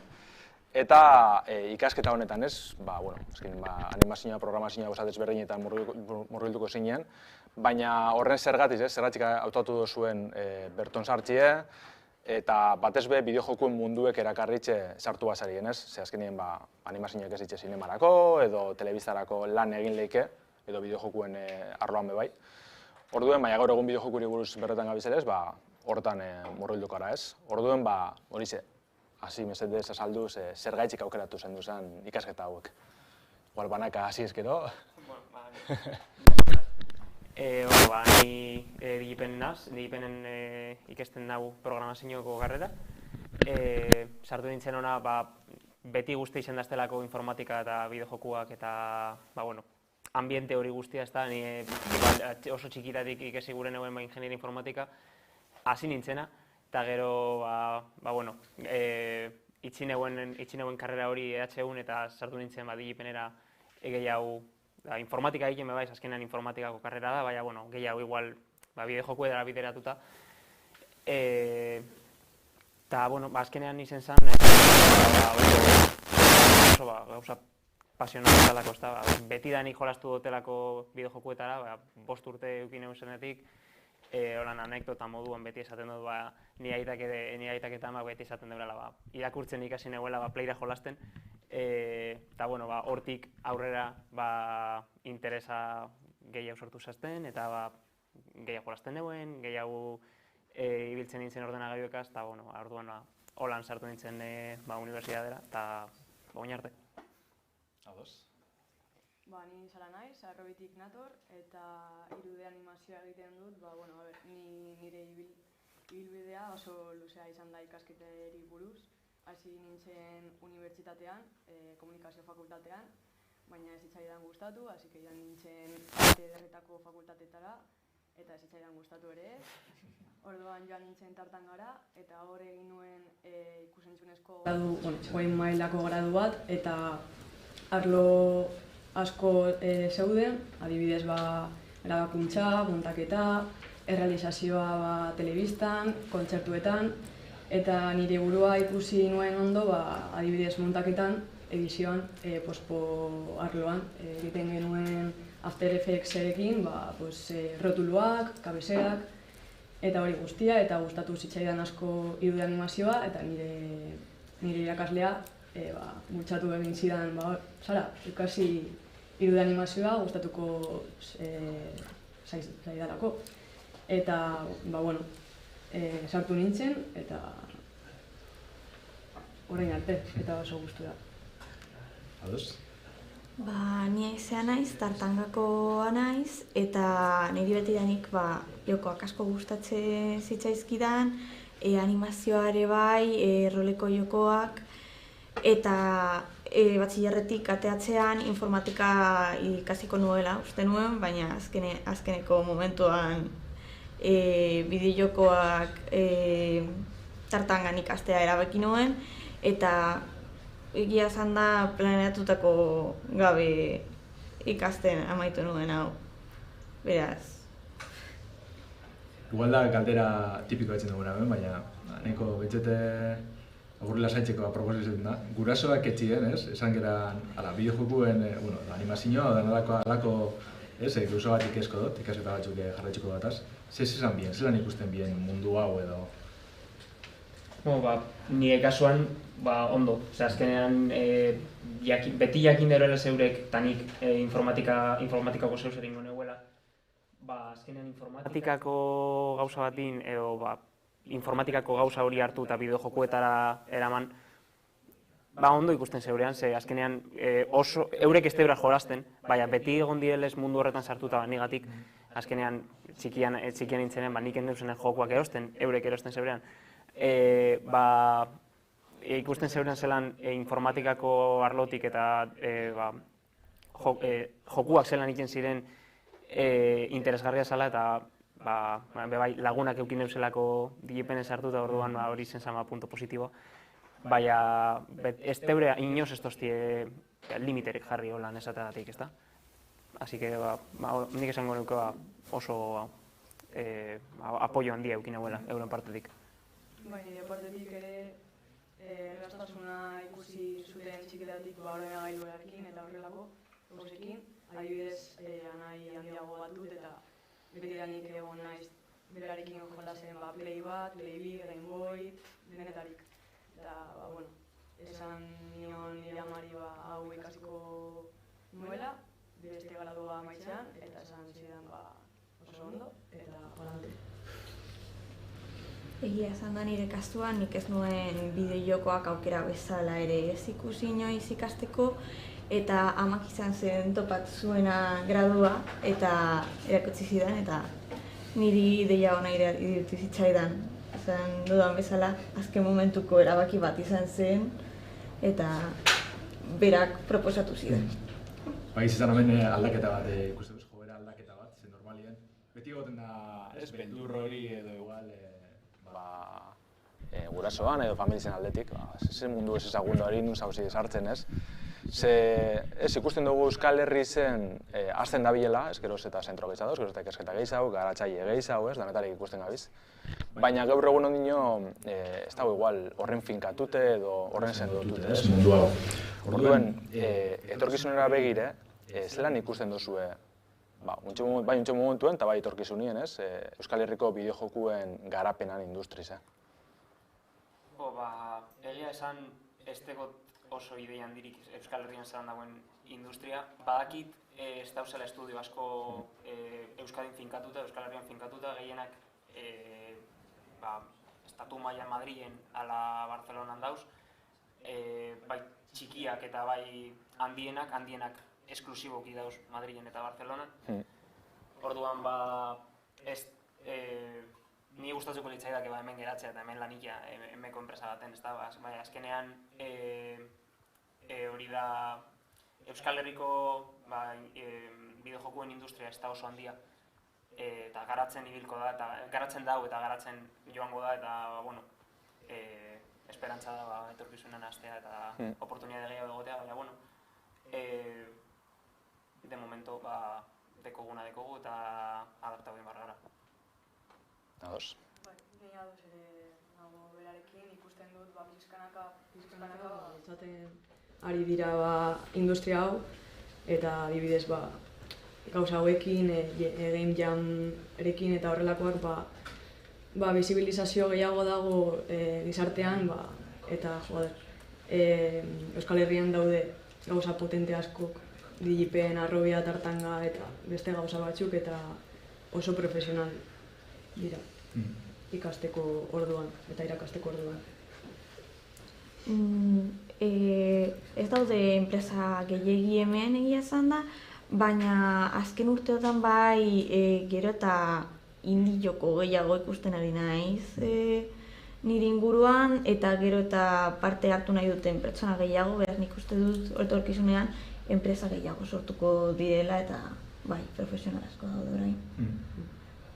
Igual, jonek aipatu du ez, berton geratzi guzteko dagoela, lizen eskero. Ez dakit zuen kasu ez, guzteko batzuen kanpora urtetik ez beste enpresa batzuten edo taldietan parte hartzen, edo alizen eskero berton egongo gazan benetako industri zendu bat, berton geratzi guzteko batzuen. Ni, ez dakit, gustatuko litzaidake mundutik zehar egotea eta lan egitea herrialde desberdinetan, baina, bueno, bai gustatuko litzaidake egun batean hemen finko geratzea, baina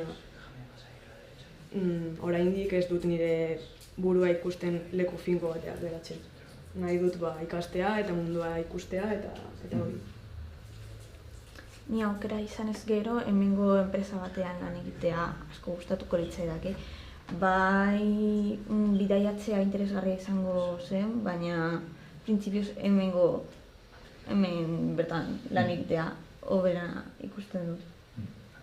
Ekainek aipatu duzko hemen ez da, norbere enpresi sortzeko aukeri dagoela bai, beste apostu beti zen arren. Barretxe duzu, baina beste aukera bada izetuz ez. Eta azken finean bera Kreanabarratik etorritxe zuen antzeko, Digipen, Arrobia eta Tartangan antzeko zentro bat izen da. Hori posible dara ikusi dugu ez, baina ez dakit zuek zelan ikusten duzuen bideo hori, ezinezkoa badan zuen txat. Lan gogorra. Bai. Lan gogorra. Eta konozimendu desberdineko gauzak izan behar dituzu ondo ondo eramateko proiektu hori. Eta lagunak, laguntza, ni oraindik ez dut nire burua ikusten hor gauza hori egiteko. Baina, denborarekin, ez dakit. Bai, azkenean ez da inbeste, nahiz eta zuk formakuntza oso hona eduki eta jente atopeu formakuntza bardinagaz joku bat itxiko gala enpresa sortzeko zuk esan duzu moduan. Ez da erraza zeuzer zerotik astea eta seguro ekainek esan aldutzula. Eta bebai gure kasuan adibidez guk unibertsitatean jokuak iten duguz, ez da erraza unibertsitatetik urten eta talde bardinagaz jarraitzea enpresa baten eta zerotik astea proiektu bat alako zeuzer. Eta ez da imposiblea, posiblea da. Baina nik uste dut gehienok azkenean enpresa batera bideratuta goazela eta ez enpresa sortzea. Ia esan da, enpresa bat sortzeko jende egokia topatu behar duzu eta gian batzuetan klasetik kanpora begiratu behar duzu eta jende gehiagorekin aukitu. Ez limitatu zure gurea. Lehen epatu dira ez da edurnek hemen euskaratzeko diru laguntzak, baina igual estudiozantzako diru laguntzak egoteko eukeri sortu lehike estatu mailan egoten dira baten batzuk, baina zuk ikusko zen duen ez, igual ziurtatuekiko bazen du esan, behin ikasketak amaitxute, diru laguntza bat zuen estudioz sortzeko, zuen joku aurrera duteko, interesaguko zen horretan? Bai, kaso hipotetiko baten, diru laguntza eukinda eta ekipo bat eukinda eta posibilidadea eukinda, esan izango proiektu politia izango zen, horako zeuzer, saiatzea, aunque sea, ez da. Ez dut uste, lehen esan duten moduan, ez dut uste gauza erreza danik, nahiz eta laguntza euki. Baina, posibilidadea nonoz sortzen badan, Eusko Jaurlaritza lehen aipatu dugu moduan diru laguntzak ematen hasten badan bideo-joko munduari gero eta gehiago bazinea egitean moduan, bai, posibilidadea zen alda, bai.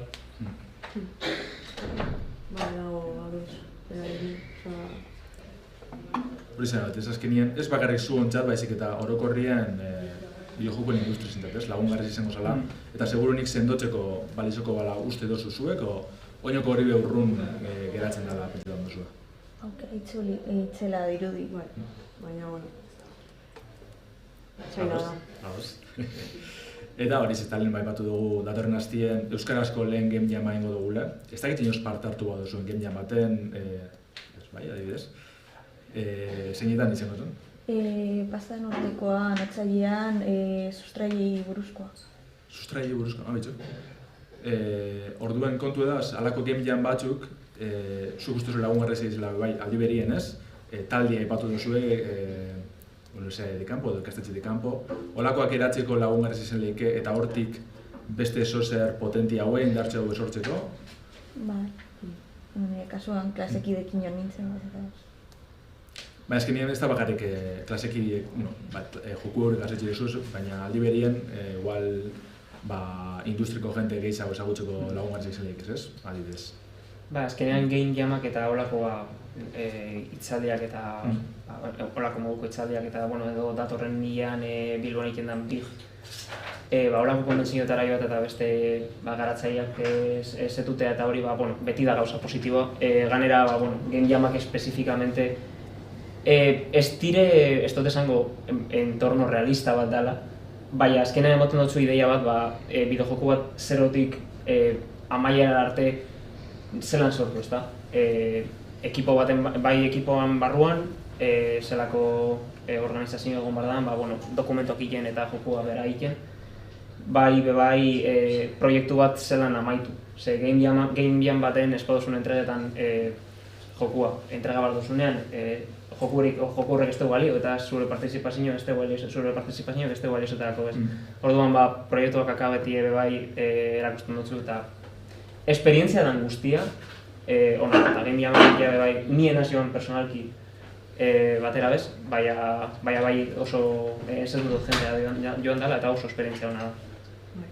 Nik ere ez naiz egon inoiz, adibidez egon naiz Euskal Encounter mundatako horretako gauzak, baina gain jan inoiz. Baina uste dut ideia ona dela eta pizka bat zuk ikusteko profesionalien munduari begira nola moldatzen zaren eta hori, en plan, azkenean ezagutzen dituzu jende gehiago beste beste graduetatik etorritakoak, bere ikasketekin eta harremana egiten dituzu eta ez dakizu noiz zure bizitzan noiz erlazionatuko zaren beste momentu. Bai. Askotan ikusi dugun arazoa bentsete Euskal Herriko garatzaileen artean hori da, ez dizela elkar ezagutzen, ez? Ez dagoelako topagunerik eurentzat edo, sare sozialetan bai jarraitzen duzu beste pertsona bat edo danalakoa. Eta, igual izan leke bide bat, hainbat egon leke ez, baina komunidade txu hori, gero eta handizago dena elkar ezagutzeko eta azten juteko, hor elkarlanak sortzeko, adibidez. Igual hizkuntzik jarratzeko dugu, azken finean jokoteknien gauz, bideojokoen euskal jarron alditzea, eta euskeri orduan protagonistia ez. Galdetu gure konetxuen, zuen zentroatan ez, euskeriek zelako presentzia izatekon, zer moduz ikusten duzuen egoerie, bideojokoen makaldetu bado zuen euskera egon badan, adibidez. Ez dakizenan kasue. Gure unibertsitatean euskera, ez dut esango zoritzarez azkenean unibertsitatean nahiko espeziala da. Baina, klase guztiak inglesez dire, egiten duzen lan guztiak inglesez dire, baina gauza oso ona eta oso positiboa eitea behartzen dozkue, dala egiten dugu zen joku guztiak, joku bat egiten dugu urtero, eta joku horrek egon behar dira itzulite derrigorrez, euskeraz, inglesez eta erderaz. Orduan, nahita ez, azkenean euskerazko jokuak egiten gabiz, ezta? Ez dire joku profesionalak, dire ikasleen jokuak, azkenean ikasteko gauz, baina horako euskerazko produktuak kaleratzea eta doaikoak dire eta edonok jolastu aldeuz, positiboa da. Gu ez gara itzultzaile profesionalak, orduan itzulerak ez dire profesional kalitatekoak, baina aldogun egiten dugu. Arrobian adibidez ere bultzatzen dute euskera, baina zaila da ikasleak bere maila desberdinak dutelako eta nik adibidez euskara dakit ulertzen dut dena, baina nire etxean ez dut euskaraz egiten eta ez daukat erraztasuna hori egiteko eta adibidez ingelesan bai. Eta txikitetatik jolasten duzunean ingelesan daude joko guztiak, programa guztiak, eta azkenean ohitura hori hartzen duzu baina ingelesarekin. Programak ingelesan daudelako, bideoak YouTubeen ere, lenguaia, programazioa, dena ingelesa dela. Orduan erraztasuna niretzako ingelesarekin doa. Baina euskararekin ere ondo iruditzen zait egitea jokoak eta gauza hauek. Nire gradua gazteleraz dago bai, klase batzuk ingeleraz. Irakasleekin euskaraz egiteko aukera badaukagu, baina klasekide askok ez dakite euskaraz egiten, beraz beti gazteleraz eta ingeleraz komunikatzen gara. Euskara erabilera oso murriztuta dago nire klasea. Ez dakit ezagutzen baduzuen euskarazko bideojokuen eskaintzi zein dan. Azkenin badauz hain bat bideojoku euskara, zuntzen momentuen egun da maika uste duzela, ugarrezpan hauen, ez dira asko ez, baina zer egin lehike ez, hau indartzeko, aldik eta bideojoku aipatzen duguz, baina bai tresnak eta aipatu duzu ez, garapen tresnak eta bar, horrek be ez dira euskaraz egoten. Orduan, zer egin lehike ez, horren alde edo? Adibidez, YouTubeen tutorialak daudenak itzuli euskaraz. Bide hartzen lekari ez? Itzulpen lan handia egin behar da oraindik. Agian bideojoko handienetan, gehien erabiltzen diren aplikazioetan, baina itzulpen lana handia dira. Azkenean itzultzea gauzak ez da erreza, ezta? Eta holako programak, erabiltzen dugu zen programak eta joku oso handiak normalean itzultzen dire betiko 2-3-4 hizkuntzetara eta hizkuntza minoritarioa kanpoan geratzen dire, ezta. Hori hobetzea egia esan ez da zaila, ez da erreza. Eta espadan, zuek gamer hauntzean egiten duzuen moduan jente auki euren denbora librean jokuak itzultzea eta hori mod bidez jokuetan sartzea da gero ja bakotxak aukeratzea euskeraz jolastu ala ez. Hori izango zan uste dut nik biderik onena ze realistak izan da ez tozu ezara joango enpresa handi batera, adibidez bat esateagatik Ubisoft, eta batean euren jokuak euskeraz itzultzen hasi izta. Ez da realista hori lortzea. Ez da realista diru eukin ere, justo EHUko udako ikastara lan egin duzunak hemen eukigen duen hemen Eluiarreko kide bat, ez da komentet eman urte batzuk Ubisoften gana jo behiela, proposatuz jokuk euskaratzeko, dirugaz eta dana, sakaldu ditxien ez, horrek zenbat balizoko eban. Eta Ubisoftetik esan ziren zinezko zela adibidez, ez? Adibidez jartzeko, orduen hor beste muga edo horma bat deko gugon joko hainditzeko. Modu bidez eta beti gongo dire saliek ez, jokuek euskaratu gurien, baina enpresan izen gana heltzeko beste zuzarteko gu. Lehen justatzen alditzen egon gara komentan, ez? Gero ez da, emakume gaitza da bizela, igual, bideojokuen munduen sartzen ez, hor Uemako, kasu honetan Gaztien ari edoa, baina Uemako inkesta batzen arabera emakumien 50% jolasten dugu gaur egun bideojokuetan. Gizonezkoak ustetunak hau 89, dolako zuzala ez, alde nabarize dau. Baran dago ikusi dugu ez, goranzko joera bat egon dela. Ez dakit zuen zentroatan zelan dagoen egoeri, ez? Gehizenok, justu bat duztu ez dion lehen, gehizena mutik izadela, baina zuen kasuen... Nire kasuan, adibidez, nire kurtsoan gaude bakarrik bi neska, baina lehenengo kurtsoan daude neska gehiago. Baina uste dut denborarekin ikusten duzu beste neskako hori ikasten eta esaten duzu eta zergatik nik ez. Eta apuntatzen zen. Neska zenbatetik? 25. Baina, arazorik gabe, oso ondo. Nik ez daukat arazorik mutilekin egoteko. Eta nire klasetan bebai proportzioa antzekoa da. Gu 23-24 gara eta 2 neska dauz, nire gelan.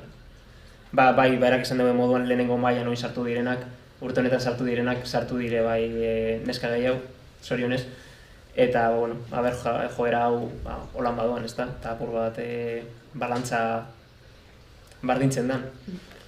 Nire klasean antzeko gade bai, 20 gara eta 4 neska bakarrik gara. Baina badago lehenengo mailan ia klase erdia neskak dira. Ez dakit zenbaki zehatzak.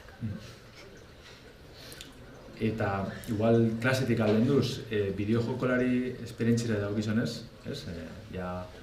Igual ni zarra dana sentitzen ez askotan online jolastukera eta baina zuek ze joera ikusten duzu, ez? Mutien daneskan artien, zelan dago gure egun egoerarik? Hobetzen ari da, baina nik adibidez gogoratzen dut txikidatik nahi zenuen jolastu eta bakarrik pertsonai printzipalak mutiak ziren. Orain sartzen ari dira neska gehiago, baina batzutan dira sexualitatea erakusten dutena edo bigarren planoan dauden emakumeak, baina pizkanaka ari dira heltzen joku gehiago non emakumeak dira pertsonai printzipalak eta ondo dago. Neskak horrela identifikatzen dira eta esaten dute ostia. Nahi dut honetan lan egin edo honetan egon, identifikatzen zara gehiago. Nik esango nuke gaur egun joko asko ateratzen direla dibertsitate handiarekin, baina jendeak pertsonak ez dute hainbeste erabiltzen agian formatuak diren pertsonak interneten ez dute olako jokoak jolasten edo gauza txarrak esaten dute olako jokoi buruz, eta ez da jokoak ez daudela, baina jokoak txartu uzten dutela fama gehiago duten pertsonak. eta gian hori norbaitek goitik begiratu beharko luke nola gelditu. Bueno, ni hemen horretak eratxe, baina seguru publikotik badagoela galderaren bat edo beste. Bidez, itxiarrek. Kaixo, zerrik asko. Eta galdetu nahi zuen, ea hurrengo asteko Euskal Game Jamean parte hartzeko duzuen. Nik ez. Eta zergatik. Lan egin behar dudalako. Bai, bardin. Guzteko jazten, baina lan gehi bekot, esteko temporari. Nik ez dakit, oraintxe bertan jakin dut lehenengo aldiz hori ezitzen zela. Behitu, gian klaseko kidei animatuko, esango diezu, ez? Parte hartzeko. Eta beste bat galdera bat neukan, Digipen elkasten duenarentzat, egiten duzuenean joko bat 3 hizkuntzatan, non jartzen duzue testua? Artxibo solte batean, kodearekin nahaztuta, ze formatutan, da Excel edo zer da? Normalean, depende ze joku egiten dugun. Lehenengo mailan oraindik ez dakigu programazio nivela ez da oso ona. Orduan, bai normalean testua jartzen dugu direktamente kodigoan. Bigarren mailan ja hasten garelez apur bat teknologia hobeagoa egiten eta erabiltzen, guk egiten dugu zerotik guztia.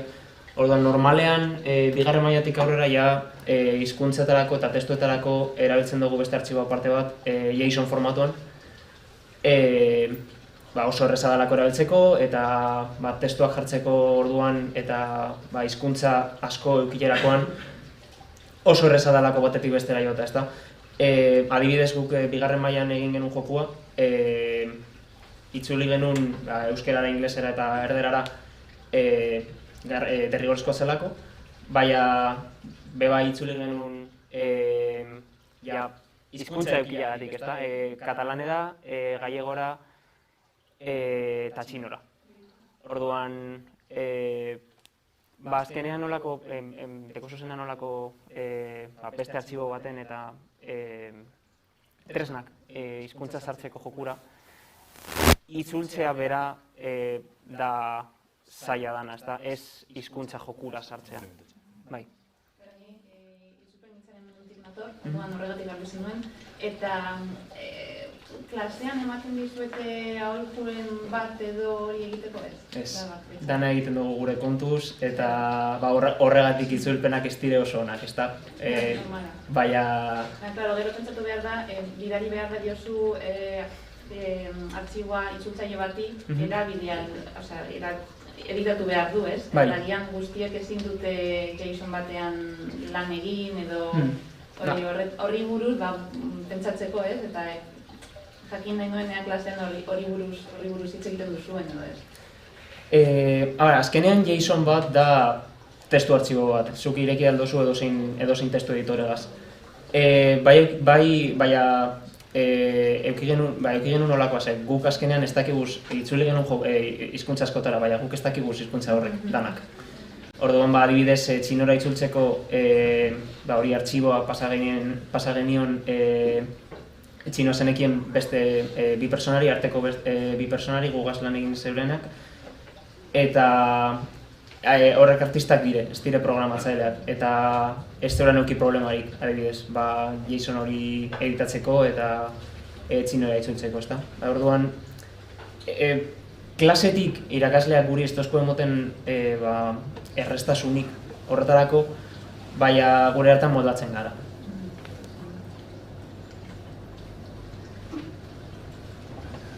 Ez dakit beste galderari bai duzu, Inoz bat animatzen ni berriz. Ipen, arrobiakoa ez nahi ezagutzen dut ribalia jokoen zebena eta lehentzen duen ziarak eta lagun zarrekoak. En general, pixkat arrobiarik eta Digipenik ere baina azkenean jaren egun da. Zelan naukido zuen bideojokoak ikastean esperientzia? Oda, zelan da arrobian eta Digipenen bideojokoak ikastean esperientzia? Esperientzia ona, baina programazioaren aldean pixka bat kostatzen da gehiago. Ni adibidez gustatzen zait gehiago alde artistikoa, sortzea eszenatokia, argiztapena, koloreak eta hori, baina gero programazioaren aldetik noiz baitetan komplikatzen da, baina niri gustatzen zait, gustatu zait ikustea nola egiten den, azkenean zuk adibidez zineman bezala ikasten duzunean zinema, joaten zara zinemara eta ikusten duzu pelikula, filma, baina ikasi duzunean hori, ikusten duzu beste forma batean, eta ikasten duzunean hau, ere jokatzen ari zarenean, ikusten duzu nola dauden montaketak eszenatokitan, mosketak, teksturak, mugimenduak, animazioak, orduan gauza polita da, baina ere lan asko egin behar da. Baina baliagarria. Bai. Eta gure aldetik bai, gu separatuta daukaguz programazioko karrera eta arteko karrera. Orduan, ni programazio aldetik gure helburua azkenean jokua itxerakoan ez da joku bat ikia, bera, ez da? Da jokuan bitartez programatzen ikastea, eta tresnak ikien ikastea, eta azkenean zerotik egiten dugu lez guztia, adibidez, zerotik hasitea jokua gero teksturak eta arteko gauzak implementatzeko hor dagoen prozesua zerotik hasita eta hori pantailan ikuster arte, adibidez, hor erdian dagoen prozesu guztia ikastea, ez da, adibidez. Eta ni digipenen egiten duguna eta asko guztetan daztena da bigarren mailan programaziokoak eta artekoak bateratu egiten gara joko bat ikiko.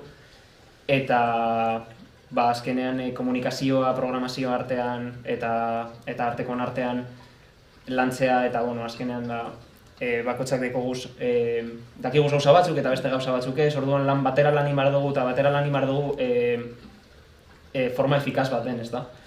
Eta holako gauzak ikastea azkenean oso baliagarria da, etorkizunerako enpresa baten lan egiteko adibidez, nire ustez. Igual tartangakoari galdera hori itxiko menira, ez? Barkatu, ezkerri nuken izena. Igual ekain izpazun jakin, tartangatik urten da talentzeko beste bideojoku bet. Zizigi ditzen da. Zizigi edolako lehen bat. Beroko dut. Bai, adazpagan, ezagune dizela bere jokuek aderatzen da bezala ikusteko. Ni justo joku hori ez dakit, baina gu bigarren kurtsoan egin behar dugu ere bai joko bat, baina ez dugu programazio aldean hainbeste klase. Lehenengo mailan badaukagu klase bat programazioari buruz, baina gehiena egiten dute agian beste urteetan beraien kontuan programazioa ikasi dutenok. Arteari buruz biden ez dugu gehiegi egiten, baina iruden animazioan oso zentratuta gaude. Orduan modelaketa eta animazioa gehiegi pisu gehiago ematen diogu programazioari buruz. Beraz gure jokuak oso errazak dira programazioaren aldetik edo pertsona batek programatu ditu bakoitza.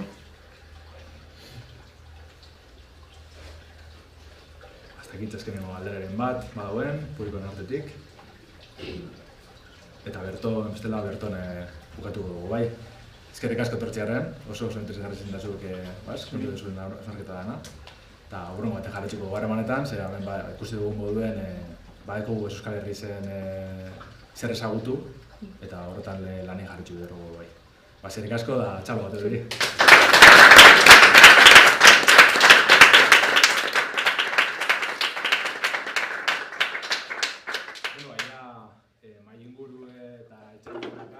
Joko teknian 2023ko edizio hau bukatutzat emango dugu. Eskerrik asko bertatu zarien dan hori, eskerrik asko etxetik jarraitzu duzuen dan hori. Eta ganera, bukatzeko, zelan ez, errealizazio teknikari zeri eskerrik asko, zaben egon dire gure bronkak eta mareak aguantetan. Eta zelan ez, EITB-ri, Bizkaiko Foru Aldundizari, Eusko Jaurlaritzari, eta askuri nire aldetik, gainberantzen aldetik. Eta gaurkoa amaitzute, ja datorren urteko joko teknia prestatzeko gogotsu gabitzela esan behar dugu. Aurretik, padazpadan, datorren asterako prestetan gabitzena begoratuko dugu, ez? Aipatu dugu moduen lehenengo Euskal Game Jama egingo dugu, Somorro Studio eta UPV EHU gaz elkarlanien. Ekizu zerran Game Jam bat, kasu honetan bi egunetako izango da, 48 orduko iraupenakiko dugu, asteburu bakarra. Orduen, ikusten basa bizien eta bideo-joko gintzan sartute basa bizien, aproposa ez, parte hartzeko. Eta Gamerauntzian webgunien, gameretxea.eus webgunien topeko duzu informazio dana. Hori jasan da, gaurko aurkezpenak eta etxaldizek barriro ikusteko aukeri egongo da. Gaur eginiko dana YouTubeen, Peertuben eta ETV nahieran webgunean egongo da, orduen bertoneko duzu aukeri barriro ikusteko. Eta hoize bera, eskerrik asko eta hurrengo urtean ikusko gara barriro.